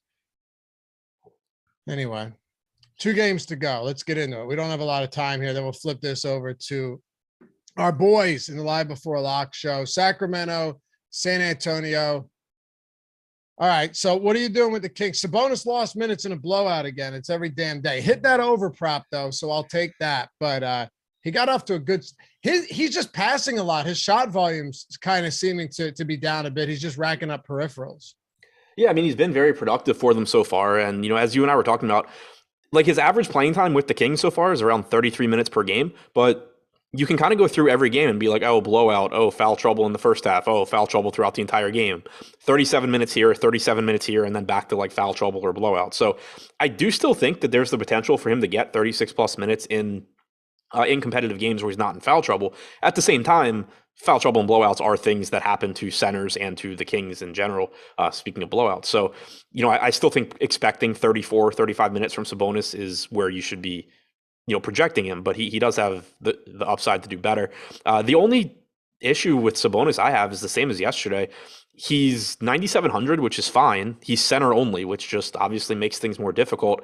Today, though, you do have a lot of value, you know, at the point guard position. So maybe a little bit easier to pay up at center for some Sabonis. On FanDuel, you have power forward eligibility as well, I believe, which makes it a little bit easier. Kings stink right now, man. Right Bad now, yeah. team. What's that? Just right now? Kings stink. You're right. Do you want to get to anyone with have volume of anybody here, like Jeremy Lamb, Trey Lyles? Do we go back to the well with old Trey tonight? I think paying attention to the ownership on basically the non-Barnes, Sabonis, Fox pieces is really interesting. I've been talking about Lamb, DiVincenzo, and Mitchell a lot recently, as far as like those guys are going to combine for, call it, you know, 65, 70 minutes. And a lot of it is influenced by who's playing well. I think everybody, myself included, and I really regretted it, obviously, got a little too comfortable with Trey Lyles' minutes after that start where he played well. I think you just throw him into that mix with Lamb, DiVincenzo, Mitchell, and say these 4 guys are playing 96 minutes or something. And that on average, it's probably like 22 to 24 minutes apiece. But if one of them plays well, like if Lyles is knocking down shots, he can play 28 to 30. If Lamb's playing really well, he can get there. We've seen Mitchell play 30 recently. So I think paying attention to the ownership on those guys makes a lot of sense. Lamb and Lyles right now are projected to get the most. That makes sense to me. I'm assuming Lyles stays in the starting lineup. I still think 22, 24 minutes is a good projection. And at 4K, he looks fine. Lamb is averaging around 24 minutes per game with the Kings, makes him look decent at 3,900. But like the Davion Mitchell and Dante DiVincenzo pieces that are getting 2% and 1% ownership, I think that they are worse plays than Lamb and Lyles, but I don't think it's by that wide of a margin. So I think just, you know, kind of pay attention to all 4 of those guys and their respective ownership makes a lot of sense.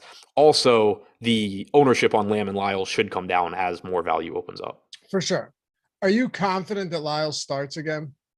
No. I don't know any reason they would go back to Harkless.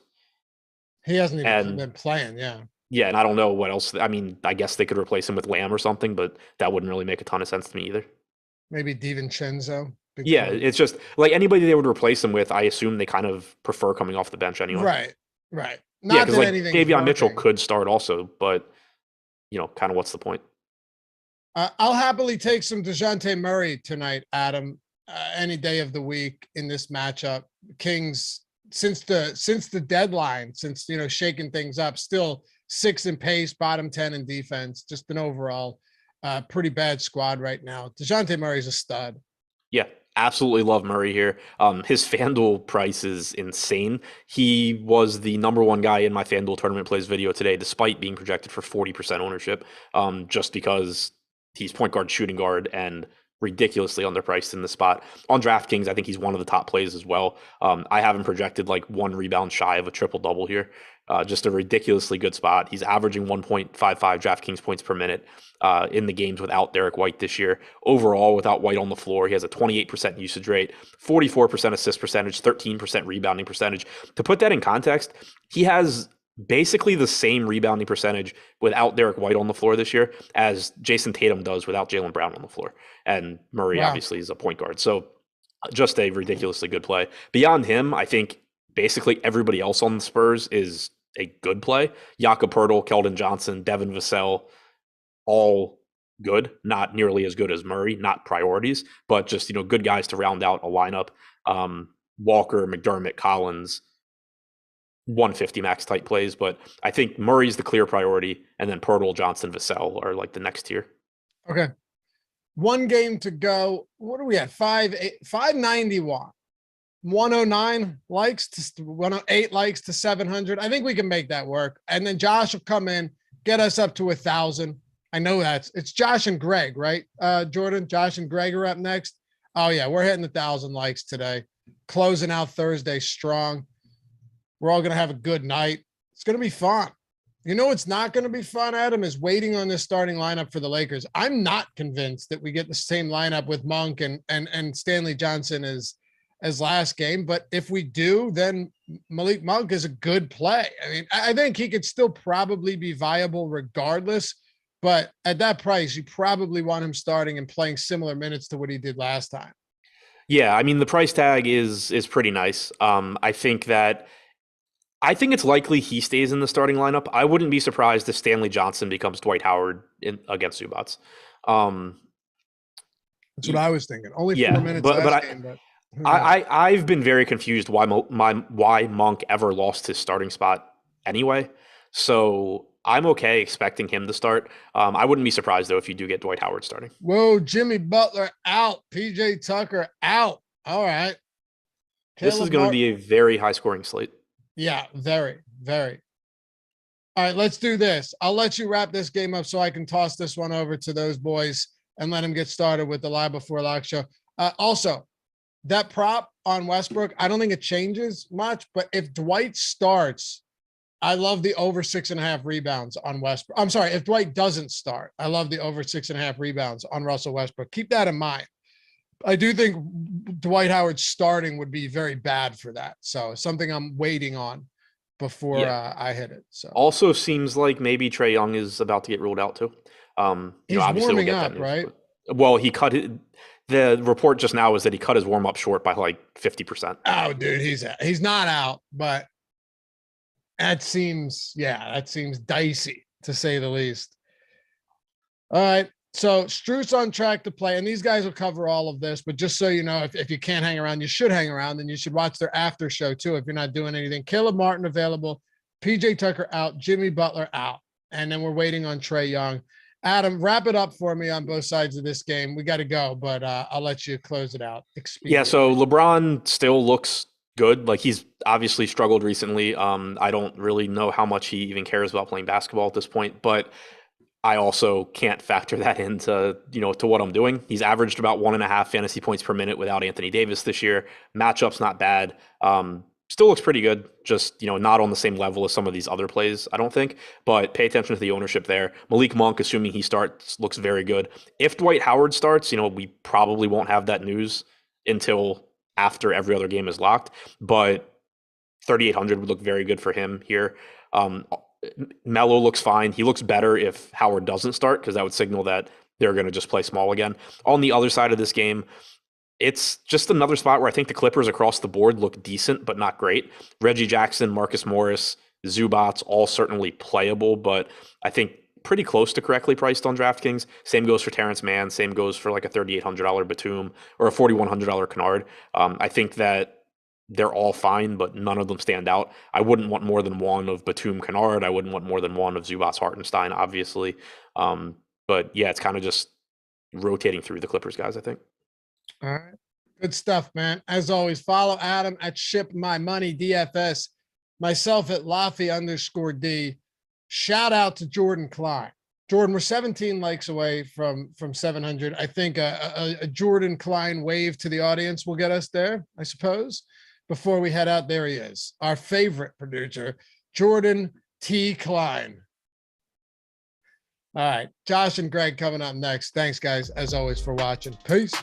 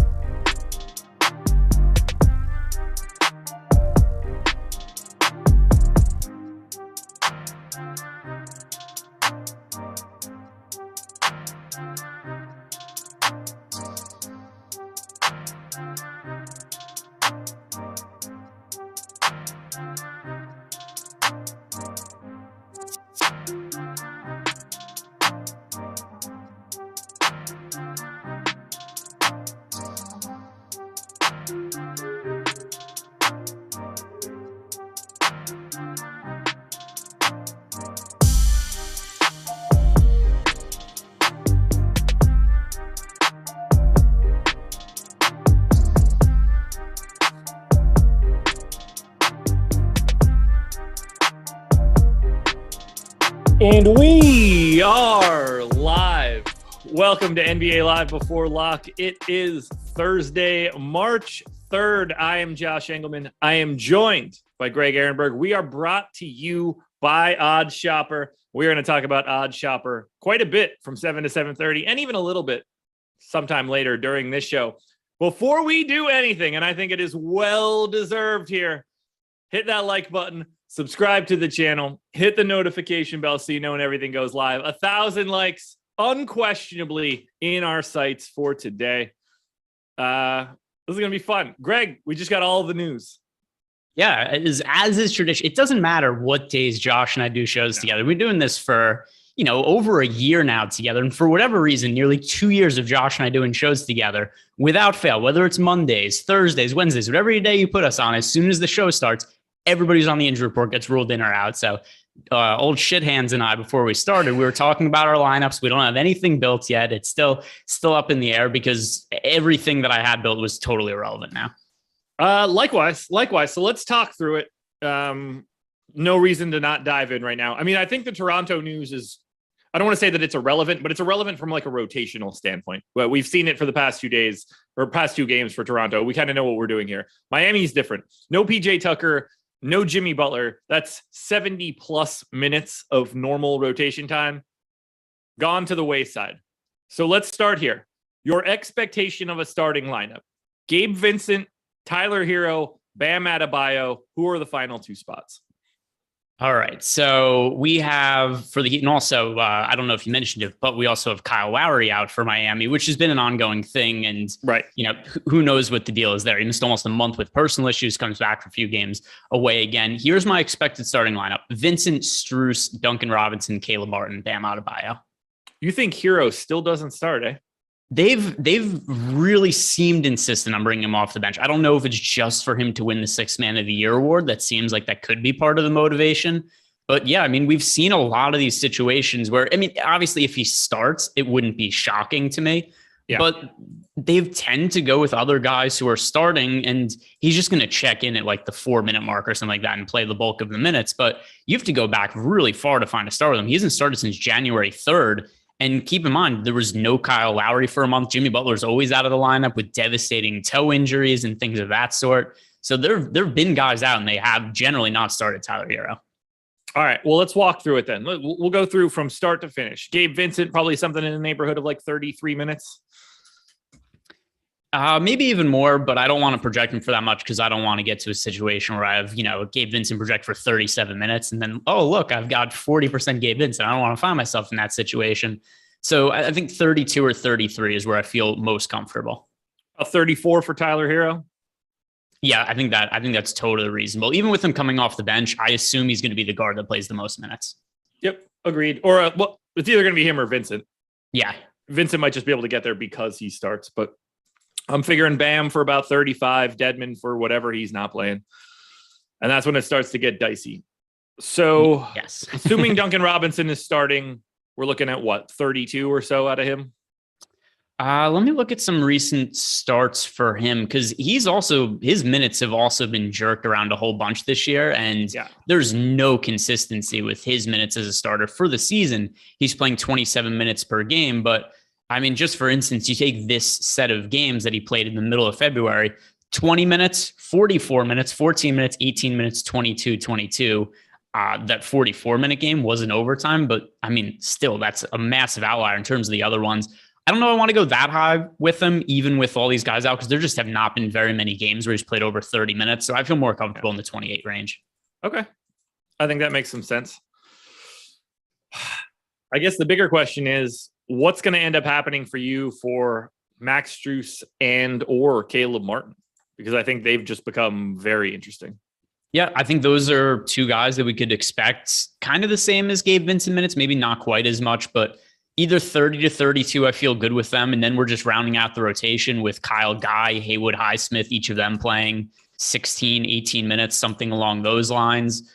Maybe Javonte Smart picks up a couple of minutes, but I do think the main guys coming off the bench after Tyler Hero, it's going to be Haywood Highsmith, Dwayne Dedmon, and Kyle Guy.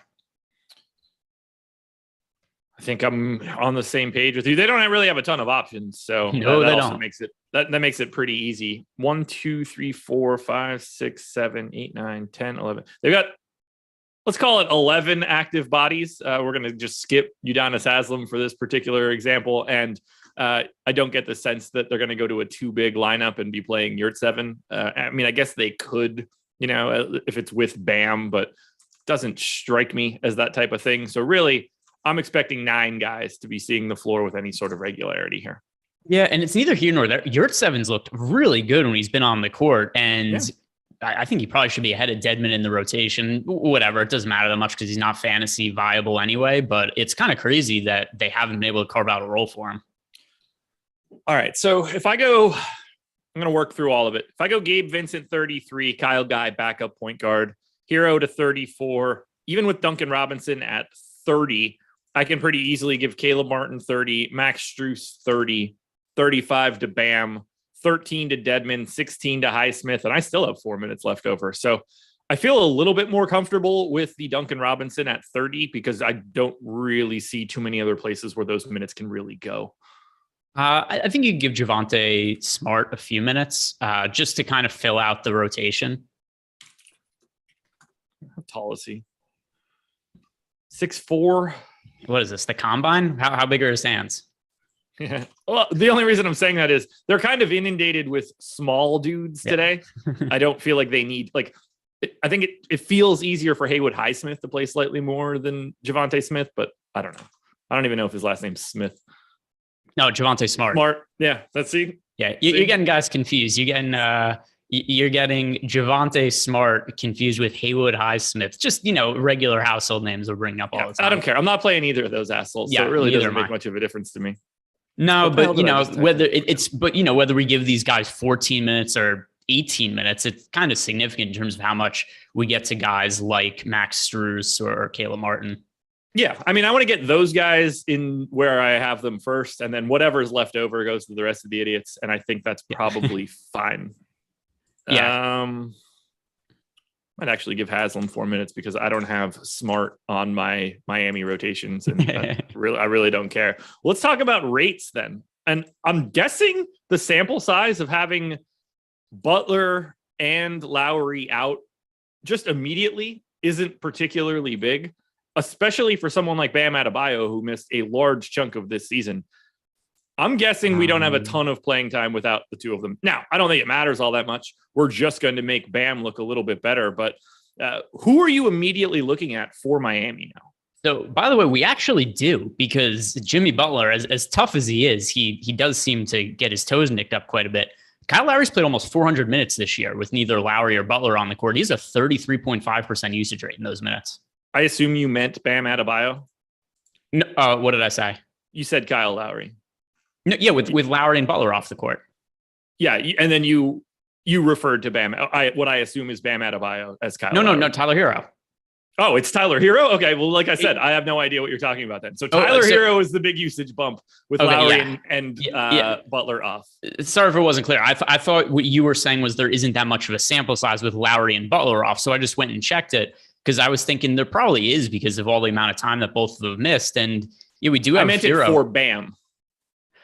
So for Bam is played. Bam's also missed a lot of time this year. So Bam's only played 142 minutes without Lowry and Butler this year. He has a 22.1% usage rate and scores 1.24 fantasy points per minute. All righty. I have rates pulled now from PBP stats, and I just went with the simple Bam and Hero were available. Kyle Lowry and Jimmy Butler both off the floor. And yeah, we're getting massive usage rate to Tyler Hero. Bam in 104 minutes, 20% usage rate, which is hilarious and wildly unpredictable for this particular moment because, spoiler alert, I'm not giving Bam Adebayo a 20% usage rate today. No, neither, nor should you, and neither will I.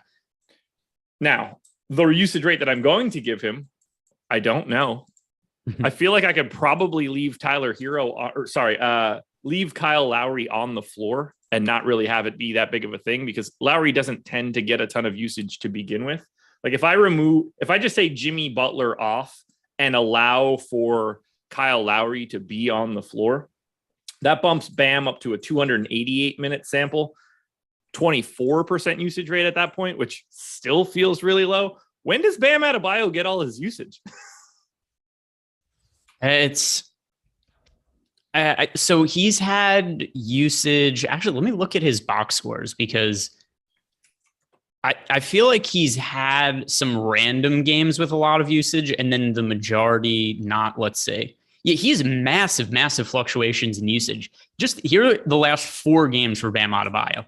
18%, 36%, 18%, 21%. The game before that, 28. The game before 23. The game before that, 30, 34, 42, 24. He is all over the place from a usage perspective.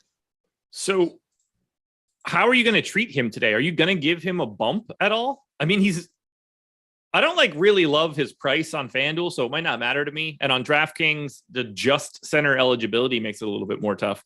Are you just more interested in everybody else from Miami? So it's, first of all, talking about FanDuel, where he's already 9,900, like you said, there's not really a point where I could give him enough usage that he looks like a terrific play, because you're going to have to project Bam for well over 50 fantasy points to want to get to him at any kind of regularity, and I'm just not going to get there. So unless this is a situation where we end up seeing an updated ownership where he's just unowned, I don't think he's going to be a particularly strong play. As for, what was the other part of your question? I don't know. How much do you like the rest of the Miami guys? Okay. I remember what I wanted to say also. I wanted to talk about him then on DK, where he's a lot cheaper, but also only as center eligibility. So on DK, you could play Bam at 8,600, obviously a lot more appealing than the 9,900 price tag. But on FanDuel, he's power forward and center. On DK, he's only center eligible. So I don't think he's going to be a priority for me on either site. I expect I'm going to have sub 10% on both FanDuel and DK. For our projections, looks like we went to Strus at 32 minutes, Caleb Martin at 30 minutes.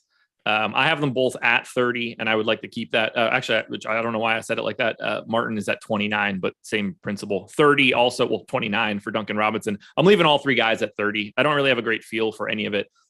That does, however, make me very interested in Caleb Martin more than anybody else on this team. Is he the guy that stands out most to you, or is it Strus? No, or is it Hero, I guess?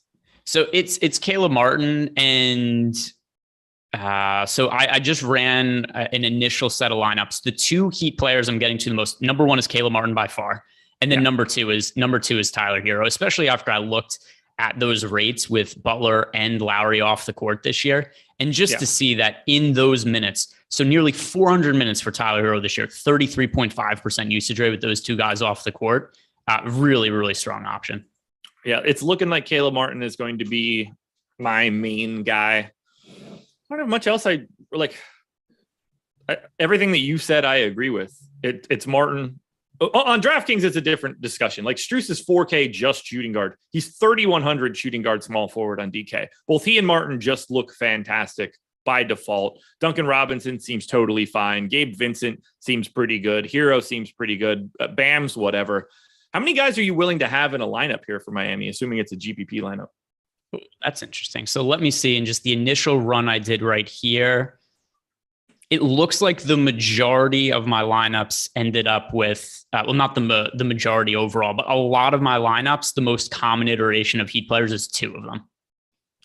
All right. Jeff Williams has a super chat, wants to know, rank Boucher, Strus, Precious, and Martin in DK cash.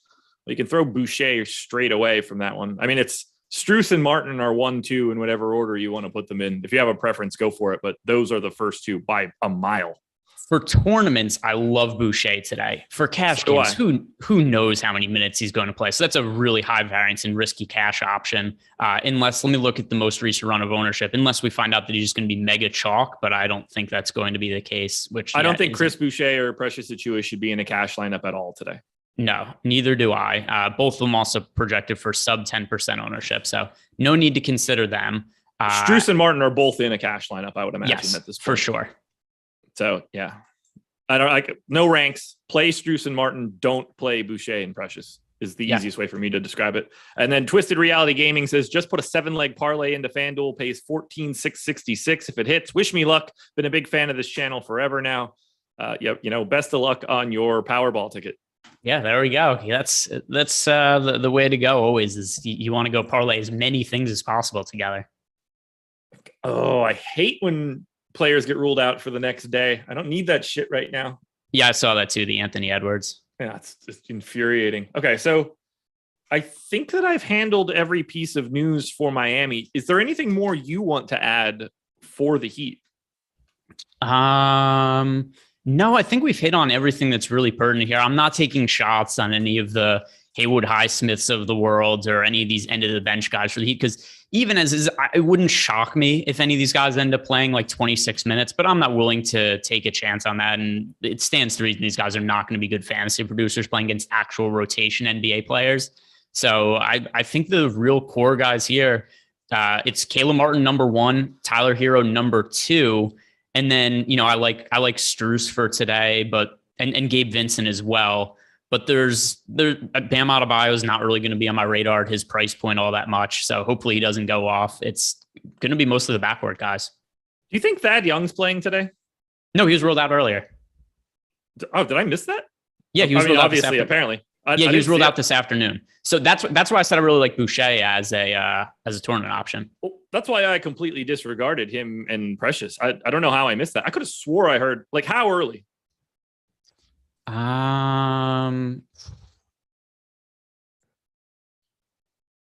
That'll do it. I knew they talked about that game, and then I went downstairs and like got some food and got a coffee and stuff like that. So that's how I missed that one. So does that? For me, I still don't know exactly how the minutes are going to shake out. We do have a starting lineup for the Toronto Raptors, and Boucher is not starting. Right. There's obviously a lot of upside in Boucher, but how many times have we seen Boucher over the last couple of years? Like, oh my God, everybody's out for the Raptors. He has to play big minutes. And then it's like, oh, look, we're halfway through the second quarter and he hasn't checked in yet. So for tournaments, I'm going to be massively overweight to him because there's all this upside there. But to the question we got about him for cash games, I can't play him in a cash game unless he ends up projecting for a lot of ownership, because he could very easily dud just because the playing time isn't there. I was already getting a lot of him when I still thought Thad Young was in.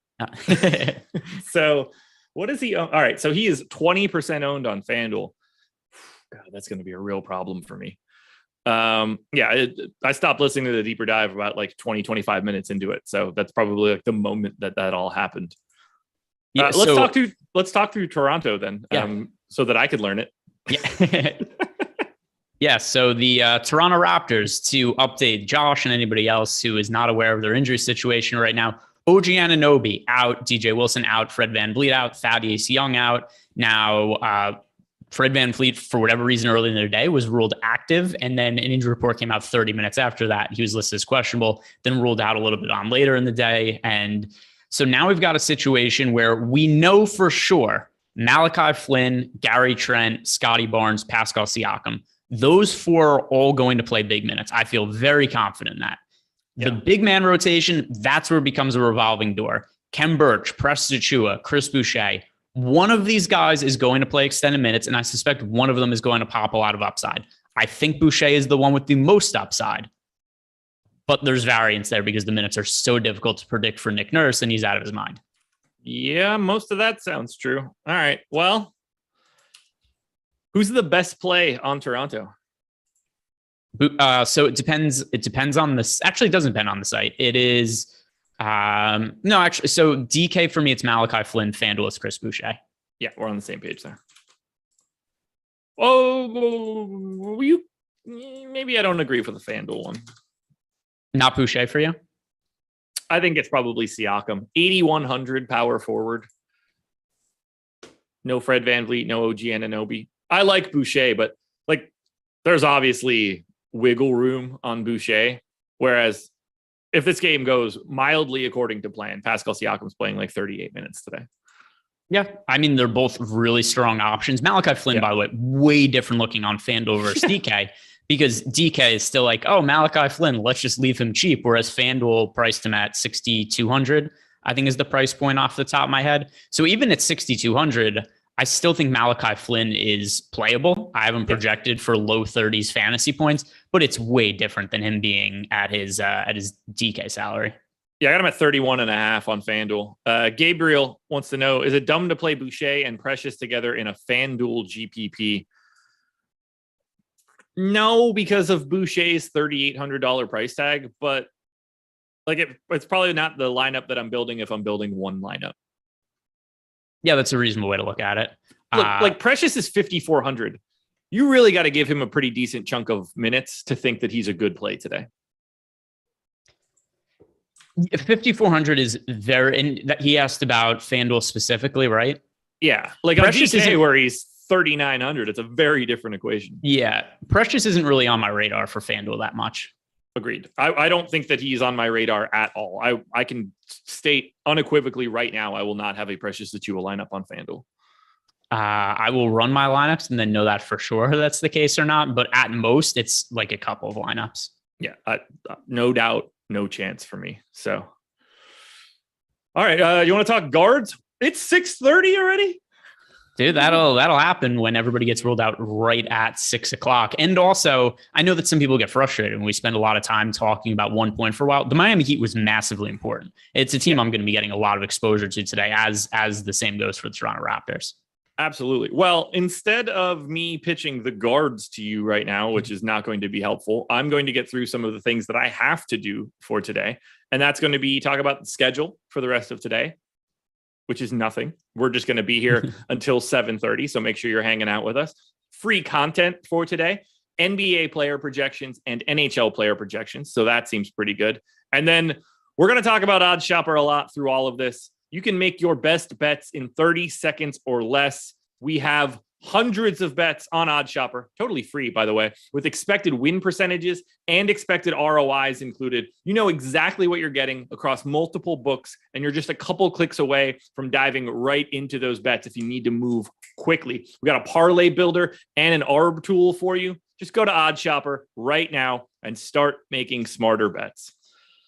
Okay, that was a pretty good quick read, I'd like to say. That was a good one. I'm going to steal some of that for Odd Shopper, by the way. I mean, some of it straight out of the read in our daily marketing plan, some of it just off the top of this incredible brain. Right there.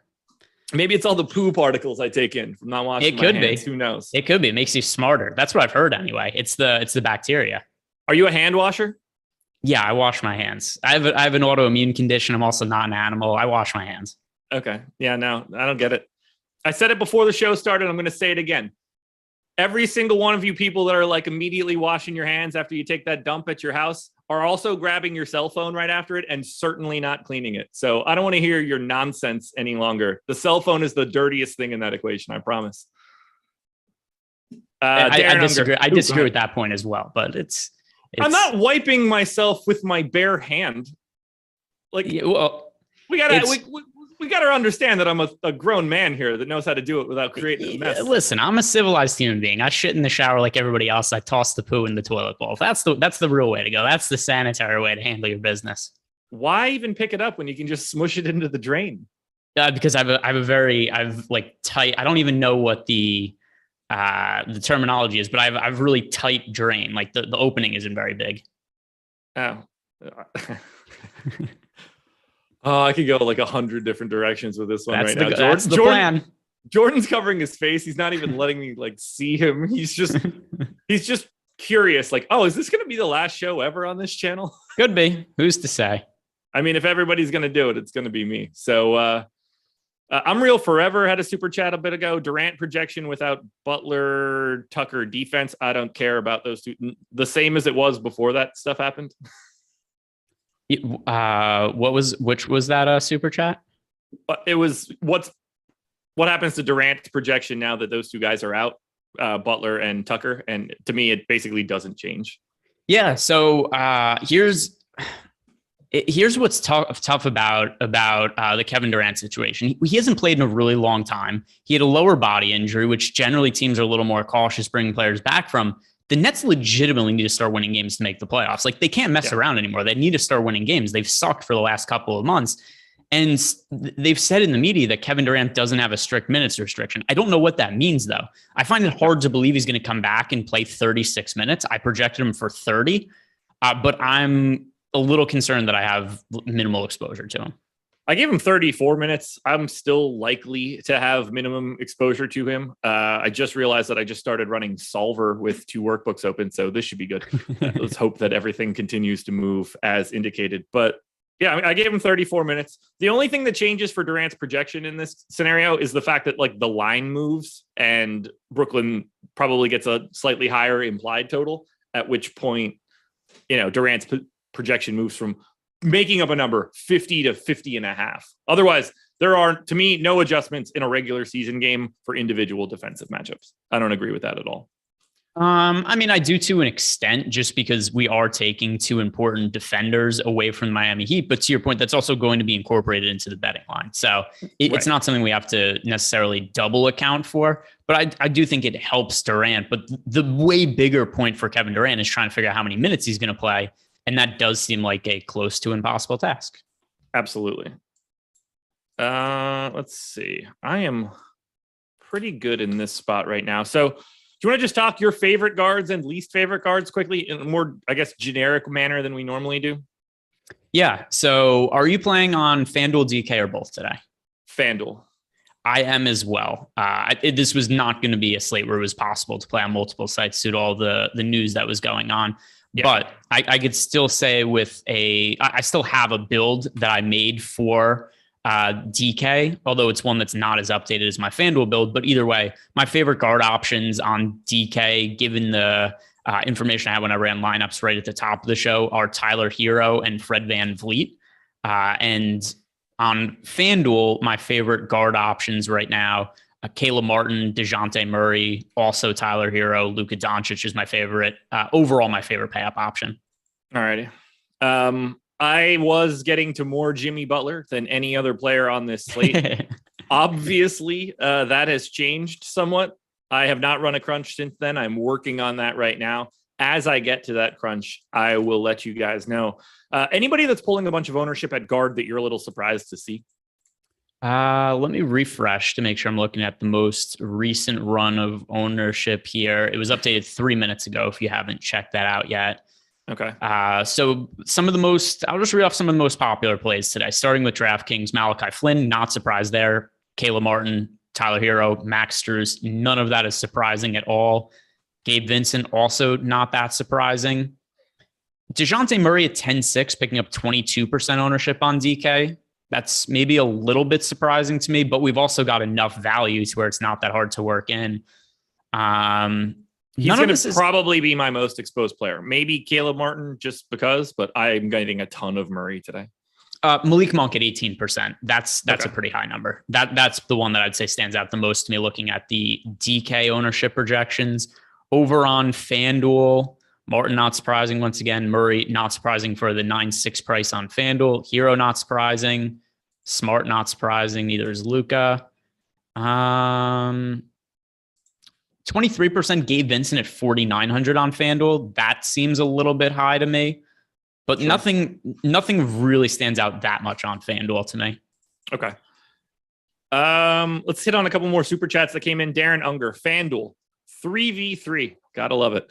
Horford, Boucher, and Flynn, Vincent, Capella, Monk. That one's easy.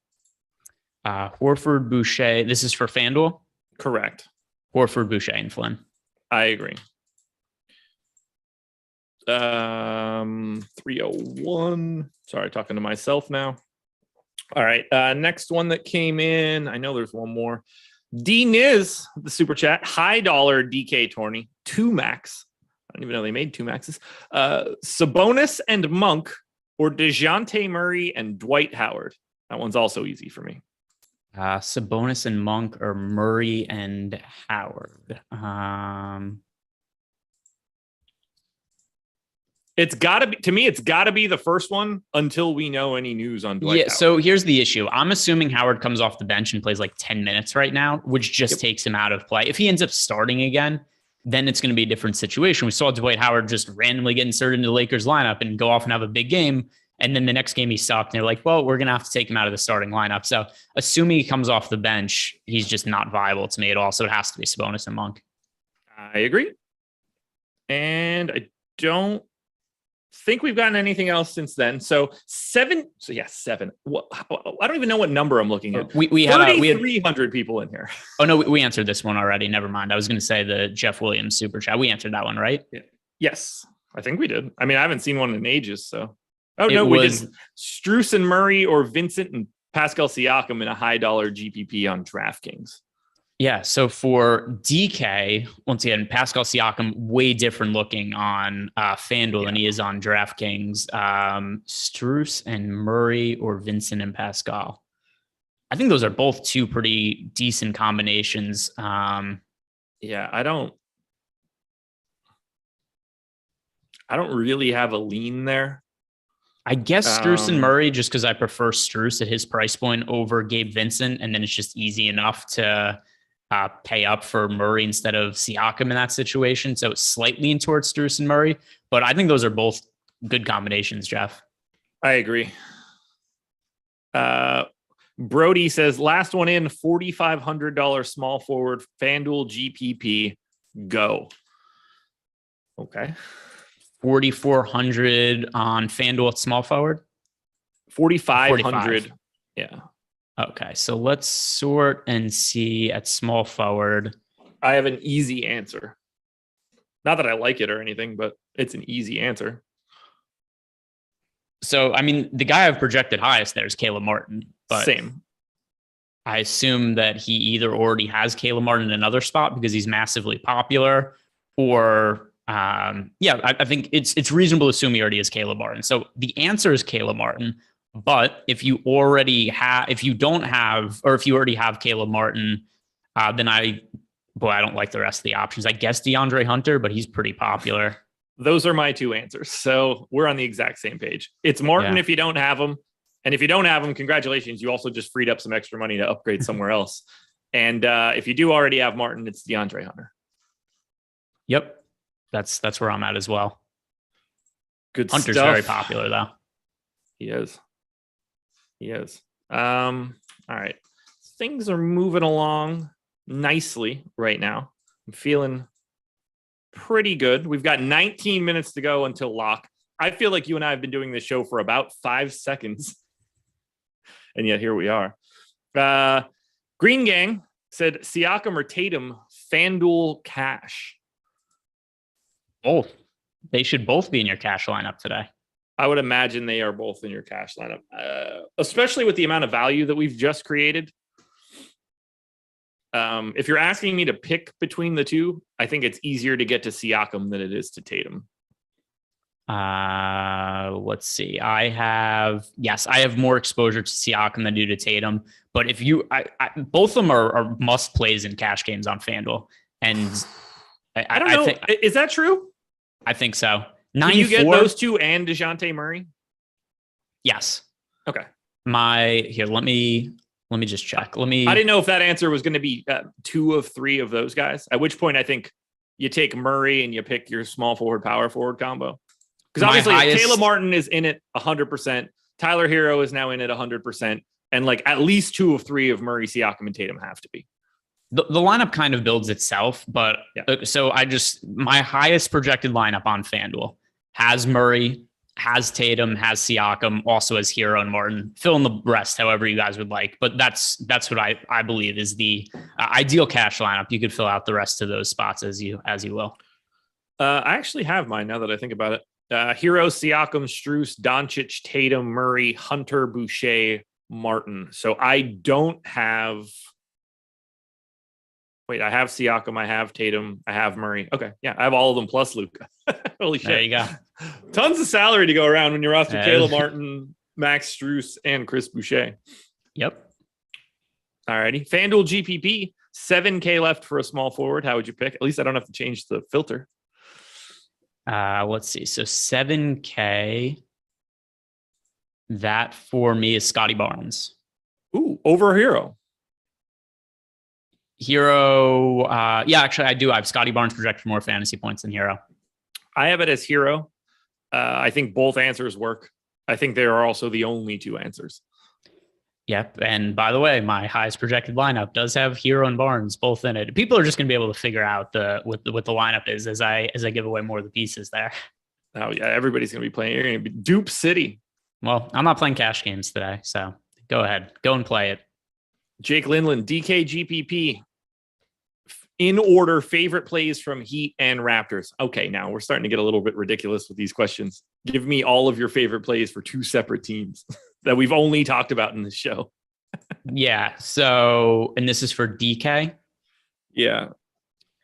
Well, this is a tough question to answer.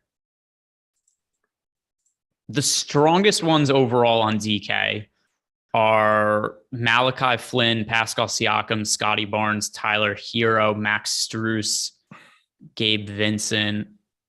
I don't know how to order them, though. Flynn, Strus, and Martin, to me, are the clear top three. Yeah, and I think Hero's in that tier as well. I have him slightly lower, but I don't actively disagree with you either. I think Flynn is in a tier of his own now. Like there's separate tiers. To me, Flynn is completely on his own. I'm with you. Flynn is on his own tier. I guess we could say just based on price, Martin and Strus are in their own tier, then Hero is afterwards just because of the salary difference. But yeah, Hero is probably pretty close.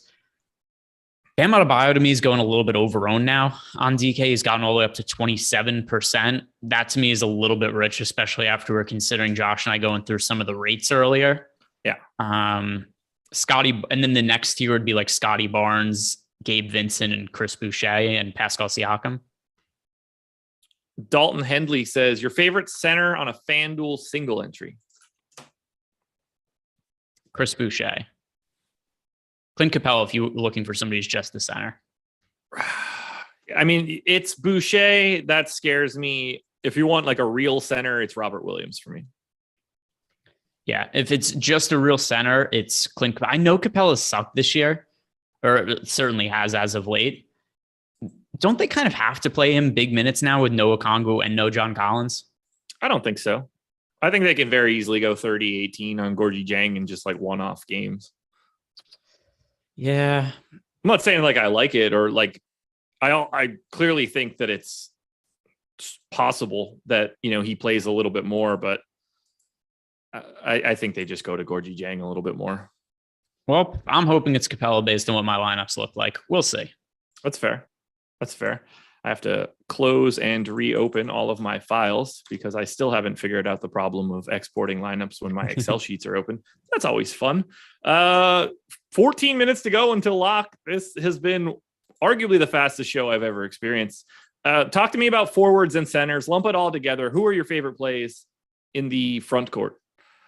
Yeah, so, I mean, a lot of these guys are going to be players we've already talked about. Caleb Martin, Scotty Barnes, Tyler Hero, Jason Tatum. These are all guys that I think are really strong options, and the guys are picking up the bulk of the exposure for me. In terms of contrarian options, let me see if there's anybody who's like really contrarian now that I'm getting to at the forward spot. If you guys want those contrarian options, you better hit the like button. 881 likes. Laffy will never let me live this down if we don't get to 1,000. So I think we're doing pretty damn good on this show, given the amount of news. So hit that thumbs up if you haven't. I do find this to be a slate where it's really hard to get away from a lot of the chalk. To me, like a lot of the chalk is just warranted. All these guys I have projected really, really well on a points per dollar basis. And outside of them, it's not like there's hidden value plays elsewhere. I'd say overall, relative to current ownership, my favorite tournament play is going to be Chris Boucher. Just the upside at 3,800 is pretty hard for me to avoid. I'm going to feel like an idiot when he ends up playing 18 minutes at the end of the day, but the potential for the extra minutes to be there is hard for me to get away from. Keldon Johnson, I don't think is a bad tournament option. He's somebody who's only projected for 10% ownership right now. He's reasonably priced on both FanDuel and DK. Other single digit players that I'm getting to a lot of, Keldon, that's kind of it. There isn't another guy who's single digits that I'm getting to like double digit exposure to. God, I have so much Chris Boucher. I hate it. I hate it. Caleb Martin, most exposed player. Wait, I don't trust the Chris Boucher thing at all, but I probably should. He's 3,800 on DK. He's 4,100 on DK, 3,800 on FanDuel. He doesn't need that many minutes. He played 19 last game. Now we're taking Thad Young out. The problem is, I think he's just as likely to play 19 again. That's within the realm of possibility. Or 29. That's how I feel about it. Yeah, or we'll get to the first whistle and I'll check in for no reason at all and just play the rest of the half. This is gonna be a Nick Nurse slate. Great. It sounds like a real fun time. Yeah, Nick Nurse will make this about him. All right, I got to hit on. I've got like something stuck in my throat right now, and it's like making my right eye water at this point. I can't figure out what's going on. Do you want me to read some of these and you could No. I got Courtney Crump's super chat here. It's Curry and Murray, which I have to assume is Steph and not Seth, but it might be Seth. I don't know. Or Reggie Jackson and Luka Doncic. I mean, it's Jackson and Doncic for me. Yeah, so that's got to be Seth Curry, right? Because or else the salaries wouldn't make sense. Right. And if that's the case, it's still Jackson and Doncic. Yeah, Jackson and Doncic. But yeah, we need more than last names, particularly in a situation where you use Jackson, which is mildly common, and clearly 2 Currys going in this one. I'm terrified of my exposures right now, but whatever. YOLO. There wasn't 10 minutes to go. It seems like we had an hour to talk about the slate, but we we did, but we didn't, because a lot of it was just we had no clue who we were playing for the start, because there's no way to prep when like 5 key players get rolled out just as we're about to start the show. Super true, though. Oh, man. Like the first lineup that I'm looking at that had been uploaded has Van Vliet and Jimmy Butler in it. It's like, all right, well, let's get rid of that one. Yeah, I'm overwriting my old lineups now, and let's see what's Same. the first one that came out. I'm sure it's something equally ridiculous for me. The first lineup I had up, like there's no way it has players that are all playing today. It would be helpful if FanDuel was a little quicker to load. Yeah, I need to figure out what I want to do here with Chris Boucher, because he is the scariest piece of what I'm doing. I just have such little confidence.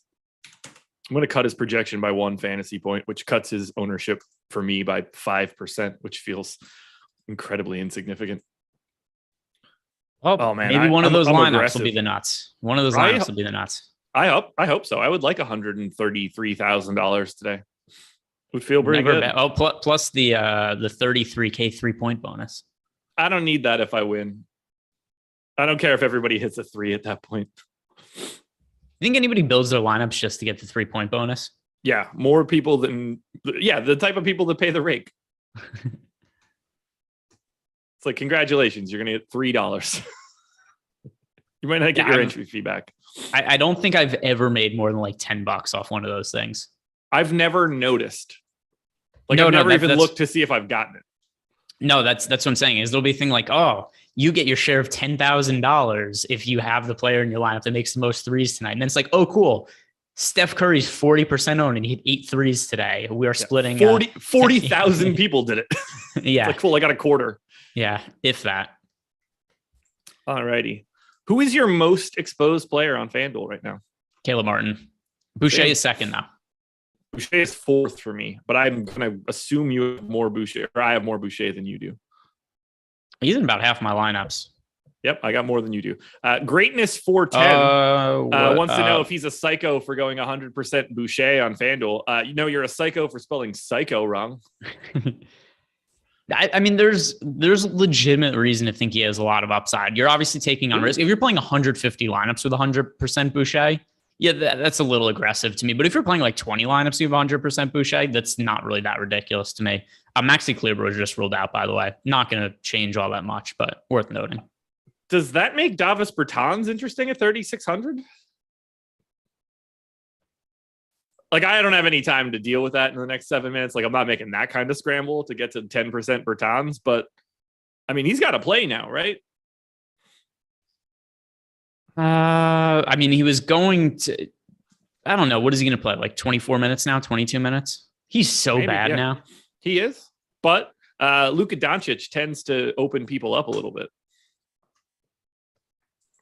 Just putting it out there. I'm not saying he's incredible, but he is now another value play that is on the board. He doesn't look anything like the Heat guys. He doesn't look anything like the Toronto values, but to me, that's viable.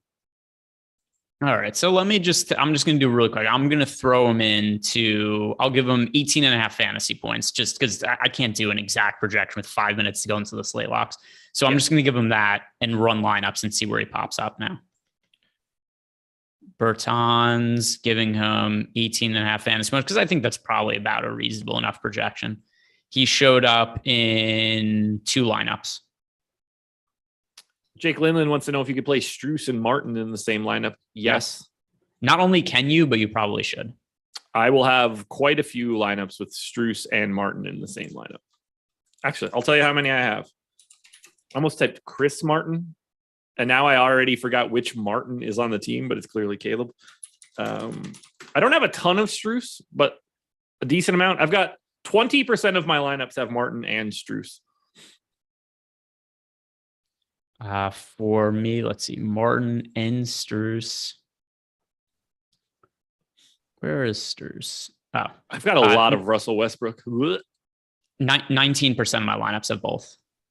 That's fun. Exact same amount. Yeah. If I'm steal my CSV, it's I'll tell you, it is actually 19.6%. So 19 lineups with both of them in out of 150 in the set I just uploaded. That's not right. Yeah, it is. You can't have 19% of the 2 of them and have no. lineups. I'm saying 19% with the 2 of them in the same lineup. Yeah. Which is did I just? lineups? Okay, wait. I think I did this wrong. So of my Caleb Martin lineups. So of my Caleb Martin lineups, which are about half my lineups, 19% of those have Strus. Okay. So I don't have that many. So I have 19 of 150 lineups. Oh no, that isn't right either. How do I sort this in Fantasy Cruncher? Let's see. Either I think you hold in Control, right? Or is it Shift? One of the 2. I don't know. It says it if you hover over it. My actual percentage that has both of them is 12%. Okay. I think I'm about good. Who's your biggest fade today? Biggest fade. All right, let's see. I have mine. It scares the shit out of me. Second biggest, at least, scares the shit out of me. Let me just sort by ownership in Fantasy Cruncher and see which players I'm coming in most underweight to. All right. I'm a little bit underweight to Gabe Vincent, but nothing crazy. Oh, Al Horford. Okay. Horford, somebody that I am also quite underweight. He's my 5th most. Marcus Smart is 1st. LeBron James is 2nd. Gary Trent is 3rd. Jakob Poeltl 4th. Al Horford 5th. 21% Al Horford. I get the Jaylen Brown's out, but that I don't know that all of a sudden means he plays a bunch more minutes. So 21%, that seems like a lot of Al Horford. I have less than half the field on him. Me too. Are we going to chop $130,000 tonight, man? I hope we just chop that 33K 3-point bonus. Can you imagine if we did? I don't even know. I just saw there's the 3-point bonus. I didn't see what the parameters are for it. Also, I'm more than happy to chop that 133 with you because that means that it's like 160 and I'll happily take 80. Yeah, that'll be cool. I could handshake. Agree. We'll share it today. Deal. All right, deal. In. Deal. All right, uploading my lineups now. Same. Did you end up putting Bertans in any lineups? No, I didn't even bother. Okay. I'll regret that eventually. I mean, they play at 8:30. Like I might try to deal with it a little bit later, but I'm not in any rush to like try to figure that out with the final 7 minutes. Did you get to any KD? Yes, but a very limited amount. I ended up with 2 Kevin Durant lineups at 150 in the set I uploaded to FanDuel. I have them in 7%. Yeah, I tried to get more. The thing is, unless I go out and give him more minutes than I'm comfortable giving him, I'm just not going to get to a lot of him. Sure. And I don't think it's that likely he goes out and plays like 36 minutes. Guys, 9 likes short of 1,000. Do you mind hitting that thumbs up, please? It would be helpful. And chat is all over you for shaking hands with me. Of course. Yeah. Absolutely. I like it. I wash my hands. Yeah, I haven't. All I have on them is poo. Just only poo. Dude, I really, I've never wanted a Chris Boucher night more than I do today, and I could not be less confident. Got like Harden saying that's my Gobert moment. Yeah, exactly. Yeah. Oh my God, he's got pink eye on his tongue now. How much Westbrook do you have? Let's see, Westbrook, right around 20% on FanDuel. Okay, so I got slightly more. It is, his price is so dumb on FanDuel, and it's even dumber that I look at and be like, I can't get to a mass amount of Westbrook at that salary. He has been 40%. He has been so garbage this year. The last time he scored over 40 fantasy points was January 30th. So you're saying he's due? He's due. He's cold. He sucks. It's one of those things. Who's your most exposed pay up option? By the way, we are locked. Hope I uploaded my lineups. It ended up being DeJounte Murray and Pascal Siakam very close, with Siakam, not with Luka a few lineups behind. DeJounte Murray and Pascal Siakam are my number 2 and 3 overall owned players, with Jason Tatum and Luka Doncic quite a bit behind, but the next 2 pay up options. Yeah, most exposed. I'll give you my top 10. You ready? Okay. Actually, I'm going to give you my top. Oh my God! Wait. Oh no! Don't do this. The Nets are starting Goran Dragic today. I want to play Dragic now. It can't matter. By the way, Martin, these are top 8 because that's where there's like a clear line in my exposure. Martin, Murray, Siakam, Boucher, Hero, Tatum, Doncic, Westbrook. We go position by position. Ooh, Neesmith starting for Boston too. Not that I'm like super surprised by that. I didn't know if they would go to White, but yeah, they said that earlier. It doesn't change anything to me. White's closing. Yeah, I really like Derek White. I wish they would just start him for the sake of my basketball teams also. But I mean, that aside, he's still a good option. I don't think it significantly impacts his minutes, whether it comes off the bench or starts. For me, I'll just go position by position. Point guards, Murray and Luka. Shooting guards, Caleb Martin, Tyler Hero. Murray's also there, but I already mentioned him. Small forward, Martin, already mentioned him. Scotty Barnes, Jason Tatum. Power forward, Boucher, Siakam. Center, Boucher, Capella. Then just a bunch of other guys that are really close to each other. Sabonis, Pirtle, Robert Williams, Vooch. Just like a lot of guys around 10%. What's the most you can give Dragic from a minutes perspective? All right. I did not consider this as a possibility at all.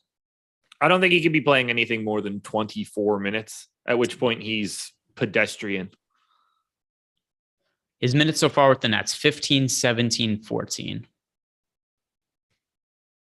They're not going to 30 now. No, they're not going to 30. If you give him 24, he's what? Projected for 23 fantasy points? He's 4,100 starting and is likely not going to be owned, though. I want to get exposure to Goran Dragic. I have no interest. No interest whatsoever.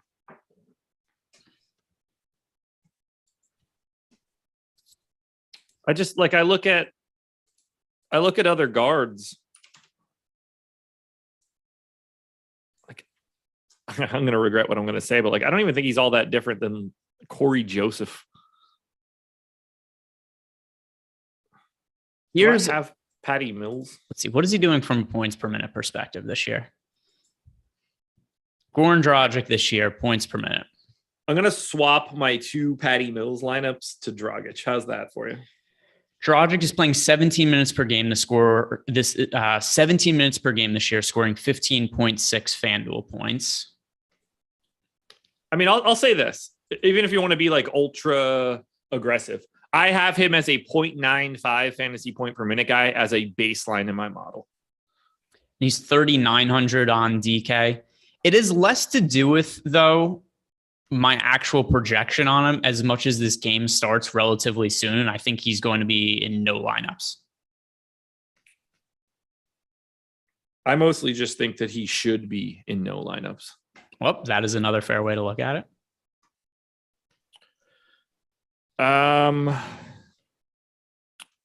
Alvin Gentry is going to have shortened rotations after travel issues last night and flying to San Antonio today.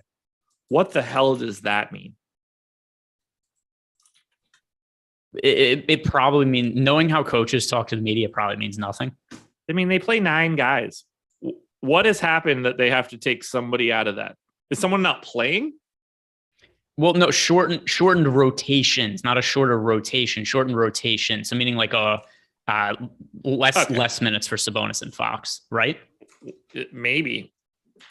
That's how I interpret it. I also interpret it as bullshit.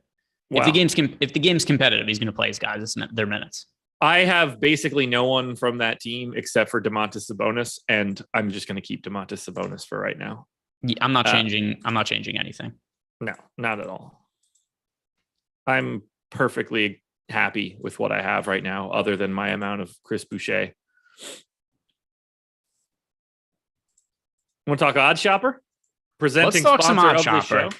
I'm also rerunning my lineup, so I'll let you know if I got to any of Goran Dragic once this updates. All righty. If you haven't been to Odd Shopper yet, folks, now is the perfect time to do it. Go to oddshopper.com. It's just perfect for sports betting. It's laying everything out there, game lines, player props. We tell you exactly what we have projected for them, how frequently it will win, what you can expect to return on your money when you do so. You can build parlays on here. What's not to like, dude? Like the number one projected ROI that I see right now. You got to use your head a little bit. You got to make sure that you understand what has happened for games.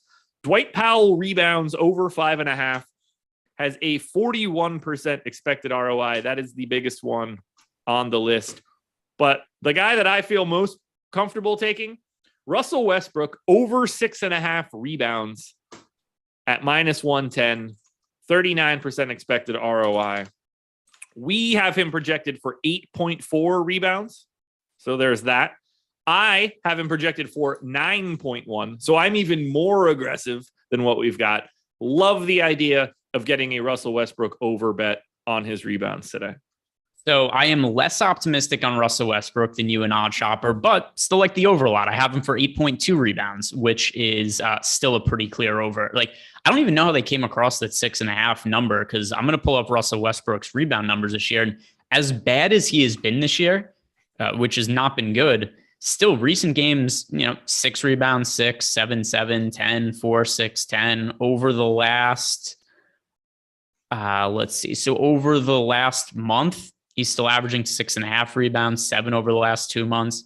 It's a low number. Yeah. It's been juiced a little bit, but I mean, that's just one that I think you guys should be grabbing immediately. If you're feeling squirrely, over half block from Malachi Flynn is plus 425.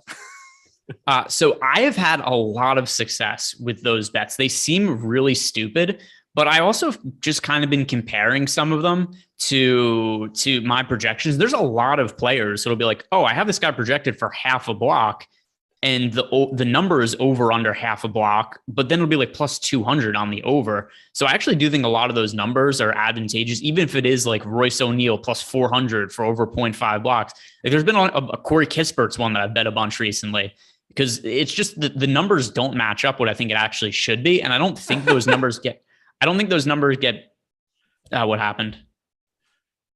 Don't look at anything yet. Okay. I won't look at anything. Name the starters for the Miami Heat. Am I going to have to redo my lineups again? Name the starters for the Miami Heat. So it's not what I guessed earlier, is it? No. If it was, do you think I'd be doing this? No, but now I don't even know what to get. Like I have no clue what to guess now. Like on this one. Good for you.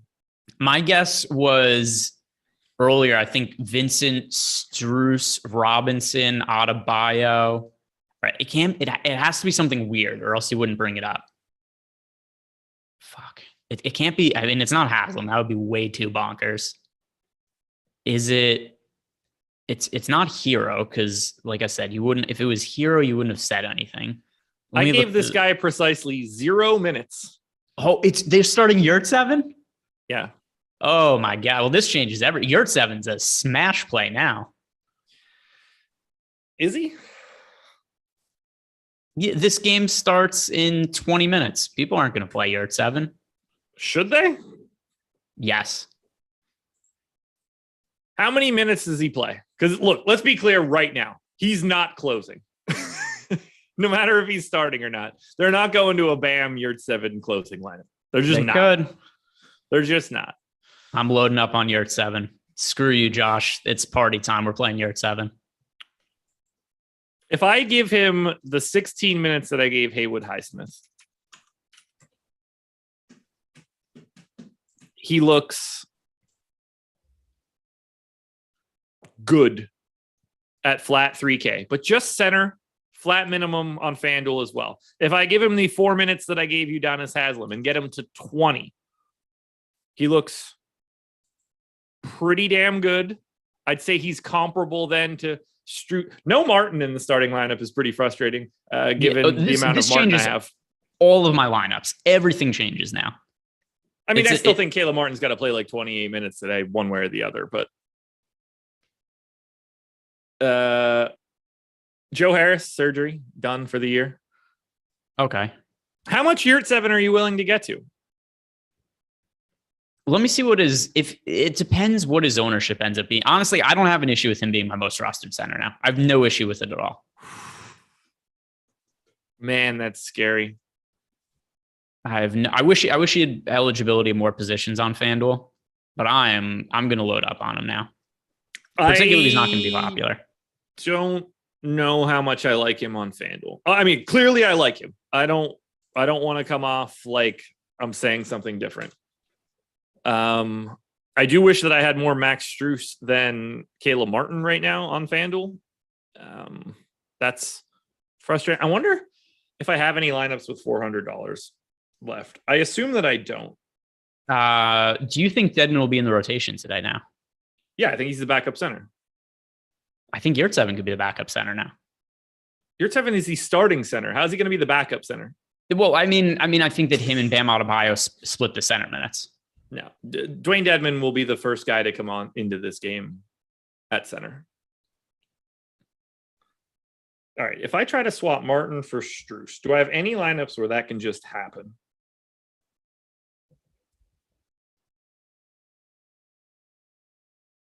All right. I'm updating my lineups now. See how much swaps did I just make? It didn't even tell me. I've never even seen that message. It's like, it's so many that we got to change it. It just broke the app. I mean, that's a $400 gap, and one of those guys is only available at shooting guard. How many lineups could that have been able to take? Now I got to download it and check it in late swap. So this sucks. No, I love this. No, I hate it. I truly hate it. I truly hate it. Love it. By the way, everybody this is why you guys should be sticking around for the last 30 minutes, because the stuff we talked about before, irrelevant. Obviously, Yurt 7, very different play on DraftKings than he is on FanDuel. Yes. We're in agreement there, right? Yeah, because you could play him in multiple spots. So just that in itself, and he's cheaper. So I gotta find out what I just late swapped and if I just crushed myself. Right, we didn't even have for understandable reasons. We didn't even have Yurt 7 in our ownership projections before. Yeah, I mean, I didn't project him for a single minute. Neither did I. That's actually how I knew it was going to be Yurt 7, because you said I have this guy projected for 0 minutes, and you'd brought that up earlier when we were going over the Heat, that you didn't think he was going to play any minutes. How many lineups do I have Chris Boucher in the center spot? Because that is interesting to me. I'll be honest with you. I don't even really know how to figure that out. Oh, yeah, I do. Good. I have neither here nor there. I ended up with 5% Goran Dragic. Okay. 5% too much Dragic for you. So there's that. But wait until you find out how much Yurt 7 I'm trying to get to. He's carrying us the gold today. Why can I not scroll down in late swap right now? Conspiracy. It's conspiracy. They're coming after you. I can't. I gotta zoom out, I guess. We have super chat here from Brian Sullivan. Strus and Martin still a good play in the same lineup. So I took a couple minutes away from Caleb Martin, but he's still somebody who's fairly highly owned for me. Not nearly as much as I had before, but he's still somebody I think worth getting to. But some of those Heat guys just become a little bit less appealing now, just from this standpoint. We have somebody now starting that Josh and I both expected to play 0 minutes. At a minimum, he's playing like 18 to 20 now or something around there. Those minutes have to come away from other guys that we expected to be in the rotation before. So as a result, Max Strus still worth getting to, particularly on DK. Caleb Martin also worth getting to, but they're not quite as appealing now. No, they are not. I am having a ton of trouble even trying to run Swaptimizer right now. Not run it, but I can't filter to center right now, which clearly is the place that I want to be the most. Pistons starting lineup: Cunningham, Joseph, Bay, Grant, Stewart. Dude, why?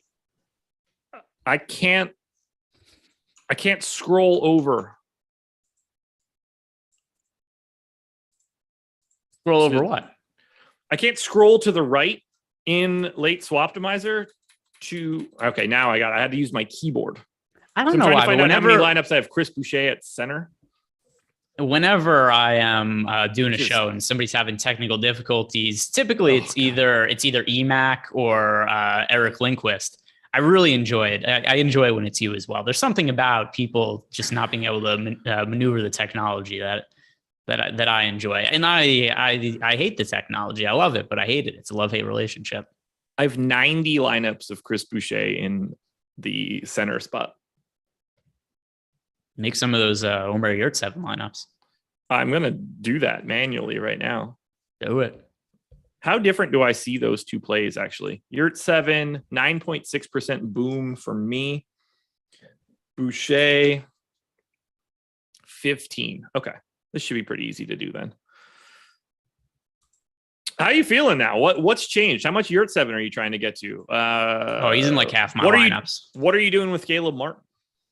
So Caleb Martin, I still have a lot. Like he's still one of my more rostered small forwards, but he went from being a guy who's just in a mass amount of lineups to me. I'm getting to more of Scotty Barnes and more of Jason Tatum at the small forward position now. And then Caleb Martin's third. Okay. I'm going to try to fix everything that I just did. Okay, so however I figured out how to do that before isn't working any longer. Oh, there we go. Center. Oh, I just heard you furiously clicking buttons, and then you're like, "Here we go." So I was like, it's like the cat on the keyboard meme. Yes, that's exactly how I feel right now. All right, Boucher, select visible, Swaptimize. So I'm just going to make some manual swaps here in a couple of these lineups. It'll be all right. I don't know why I'm getting tagged saying he has a 0 projection.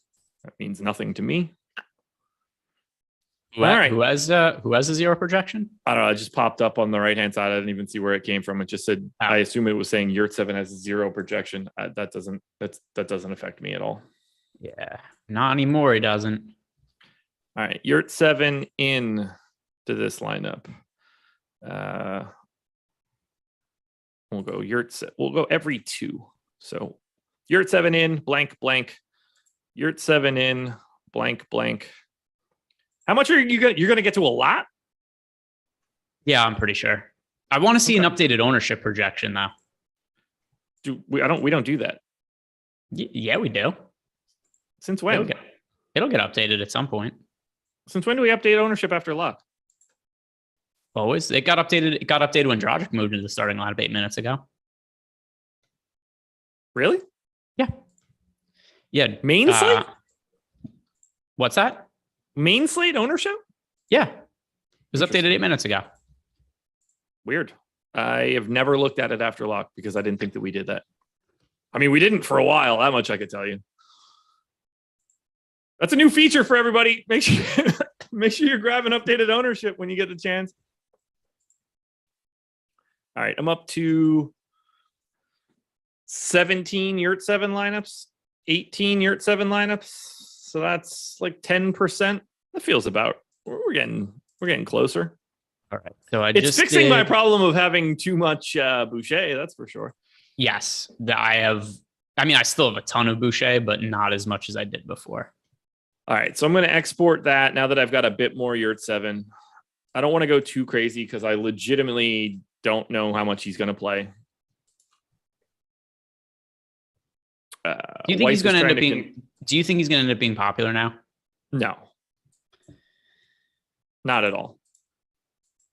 It's a really hard thing for him to go from not starting to 20 minutes in between 7:10 and 7:30, and then becoming popular as a $3,500 center. That's a lot of swaps. That just makes him all that more appealing for me. He would, if we knew he was starting 2 hours ago, he would have been chalk today. He would have been more owned. He would have been if people knew he was starting earlier, he would have been chalk today. And he might not even be 10% owned now. I have him in 20 minutes as my 15th best play. So something in the mid 20s in ownership. Maybe I should have gave him a couple extra minutes here.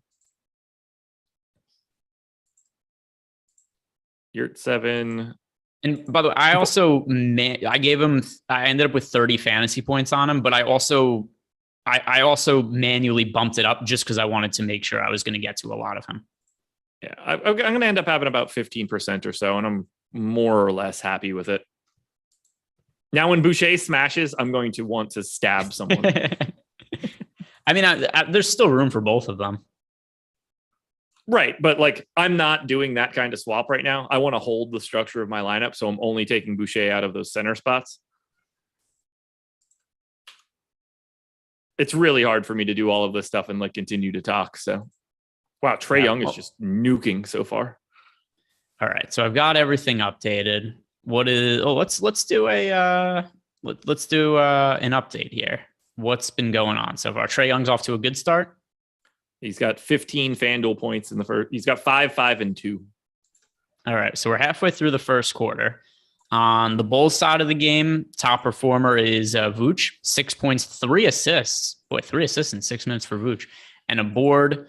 Trae Young, 5 points, 5 assists, 2 boards. Clint Capella, 4 points, 2 boards, and an assist. Nothing else really happening there. And that is the only game going on. There we go. That was pretty easy. Yep. All right. Let's see. How much Yurt 7 did I actually end up with? Answer is 16%. I am happy with that. I've got 61% Boucher now. That seems pretty balanced. Now I need to take out some of these lineups with Martin and get to more Strus. Not by much, but I have a lot of Martin, and I think that I can handle dumping a couple spots. Yeah, that was how I still think Martin's a good play though. I don't have, because I know that's going to be, I think people are going to be panicking to take him out. I think this lowers the minutes floor for Caleb Martin. He still is probably fairly likely to close the game if he plays well. I think it's going to be a hot hand approach. If Yurt 7 looks really good alongside Bam, I expect Spoelstra will close with both of them. If somebody comes off the bench and just shoots the ball really well, like Hero's probably going to be in the closing lineup, but Martin could very easily end up closing this game over to Yurt 7 as well if he plays well. So his ceiling doesn't change. The floor is lowered a little bit. I gave him a couple less minutes. Still, he's cheap enough on FanDuel and DK. Good value option. I would be very surprised if Yurt 7 closed today. But if he does, he's going to need to be in every lineup. Like if Yurt 7's closing today, I'd be shocked if he's not in the optimal. Agreed, especially at his price. I mean, he's min on FanDuel and DK, and he's a really good fantasy producer. All right, let's see. He hasn't played any minutes alongside Bam this year, has he? It's probably a reasonable assumption. I can't imagine that he has. I mean, he wasn't even playing once Bam got back. Like he wasn't playing once Dedmon got back. Right, that's true too. All right. How many minutes? I've got 19 lineups with Max Strus in at the shooting guard spot, and I'm going to try to turn that into, what's his name now? Max Strus. Yeah, there we go. All right. They've played 12 minutes together this season. Yurt 7 and Adebayo have played 12 minutes together. All righty. That's it's not a lot of minutes. Not much of a sample size that we could draw any conclusions from. No, not so much. I've got so many stupid little swap things that I need to free up. What's Strus's price on FanDuel? I've got 6 minutes to go here. Guys, hit that like button if you haven't. We got hit with the wild news in this one. Strus is 4K on FanDuel. Only shooting guard eligible. All right. So I need to free up $400 in every lineup to be able to do this, which is really not easy to do manually. Not fun. All right, Scotty Barnes, you have just become Desmond Bain so that Caleb Martin becomes Max Strus. Reggie Jackson, you've just become... Nope, it's not going to be you. Russell Westbrook, you I'll happily get rid of. For people asking questions about about Chris Boucher, because I'm seeing it come up in chat. People are going, well, Kem Birch is starting. We know Kem Birch is starting, but Thaddeus Young is out for the Toronto Raptors. What does that mean for Chris Boucher? It means there's more potential for his minutes. Nick Nurse's rotations are super, super difficult to figure out. So I don't think with any kind of certainty, Josh and I could look at Boucher and say, oh, he's playing 26 minutes. He's playing 28 minutes. He's playing 16 minutes. I have no clue. But just because of the upper bound limit of his playing time and his price on FanDuel and DK, Boucher's an excellent fantasy producer. If he ends up playing mid-20s minutes, he has a very good chance to break the slate. That's kind of what I'm betting on here, is the opportunity for the minutes. Not that I'm looking and saying, I know this is how many minutes he's playing. We're in agreement here. Ooh, I can change LeBron to Durant and turn Martin into Strus. That one becomes a lot easier. And I still have a bunch of Strus too. Like even I was already at like 28% Strus, but I'd like to get a little bit more now that I assumed Martin was your 7. Yeah, no, I mean, we both did when we guessed I don't remember if we guessed the same starting lineup before, but it wasn't something wildly different. No, neither of us were right though. No, we weren't. No, not we even weren't. Close. No, not even remotely close. All right, we'll put Malachi Flynn in that lineup, turn that to Strus. We're 4 minutes to go. I'm getting dangerously close to the time where I just stop doing everything that I'm doing and move it along. Anything else you want to add, man? Anything else going on? Any bets you see at Odd Shopper that look good to you? Yeah, let's close by looking at some Odd Shopper. Something else that I'll mention while I'm pulling up some of the Odd Shopper props here. Just today, we added NHL to the Odd Shopper. So if you want to check out Odd Shopper and just look for any NHL bets, it's not like you have to know anything. You can look at our data, look and be like, oh, look, this guy looks like a, let's see, I'll open up the NHL bets. I'll try to pronounce somebody's name here. There you go. That seems like it's going to be a real good time for you. Yeah. Zach Hyman, over 2.5 shots. We have that winning 66% of the time for 17% ROI. That is our number one hockey bet of the day right now. NBA bets. Right now, we've got a lot of love for Dwight Powell. It actually looks like the numbers have not updated at sportsbooks on Dwight Powell for any of his props, with Maxi Kleber being out. That does make Dwight Powell to me look pretty interesting.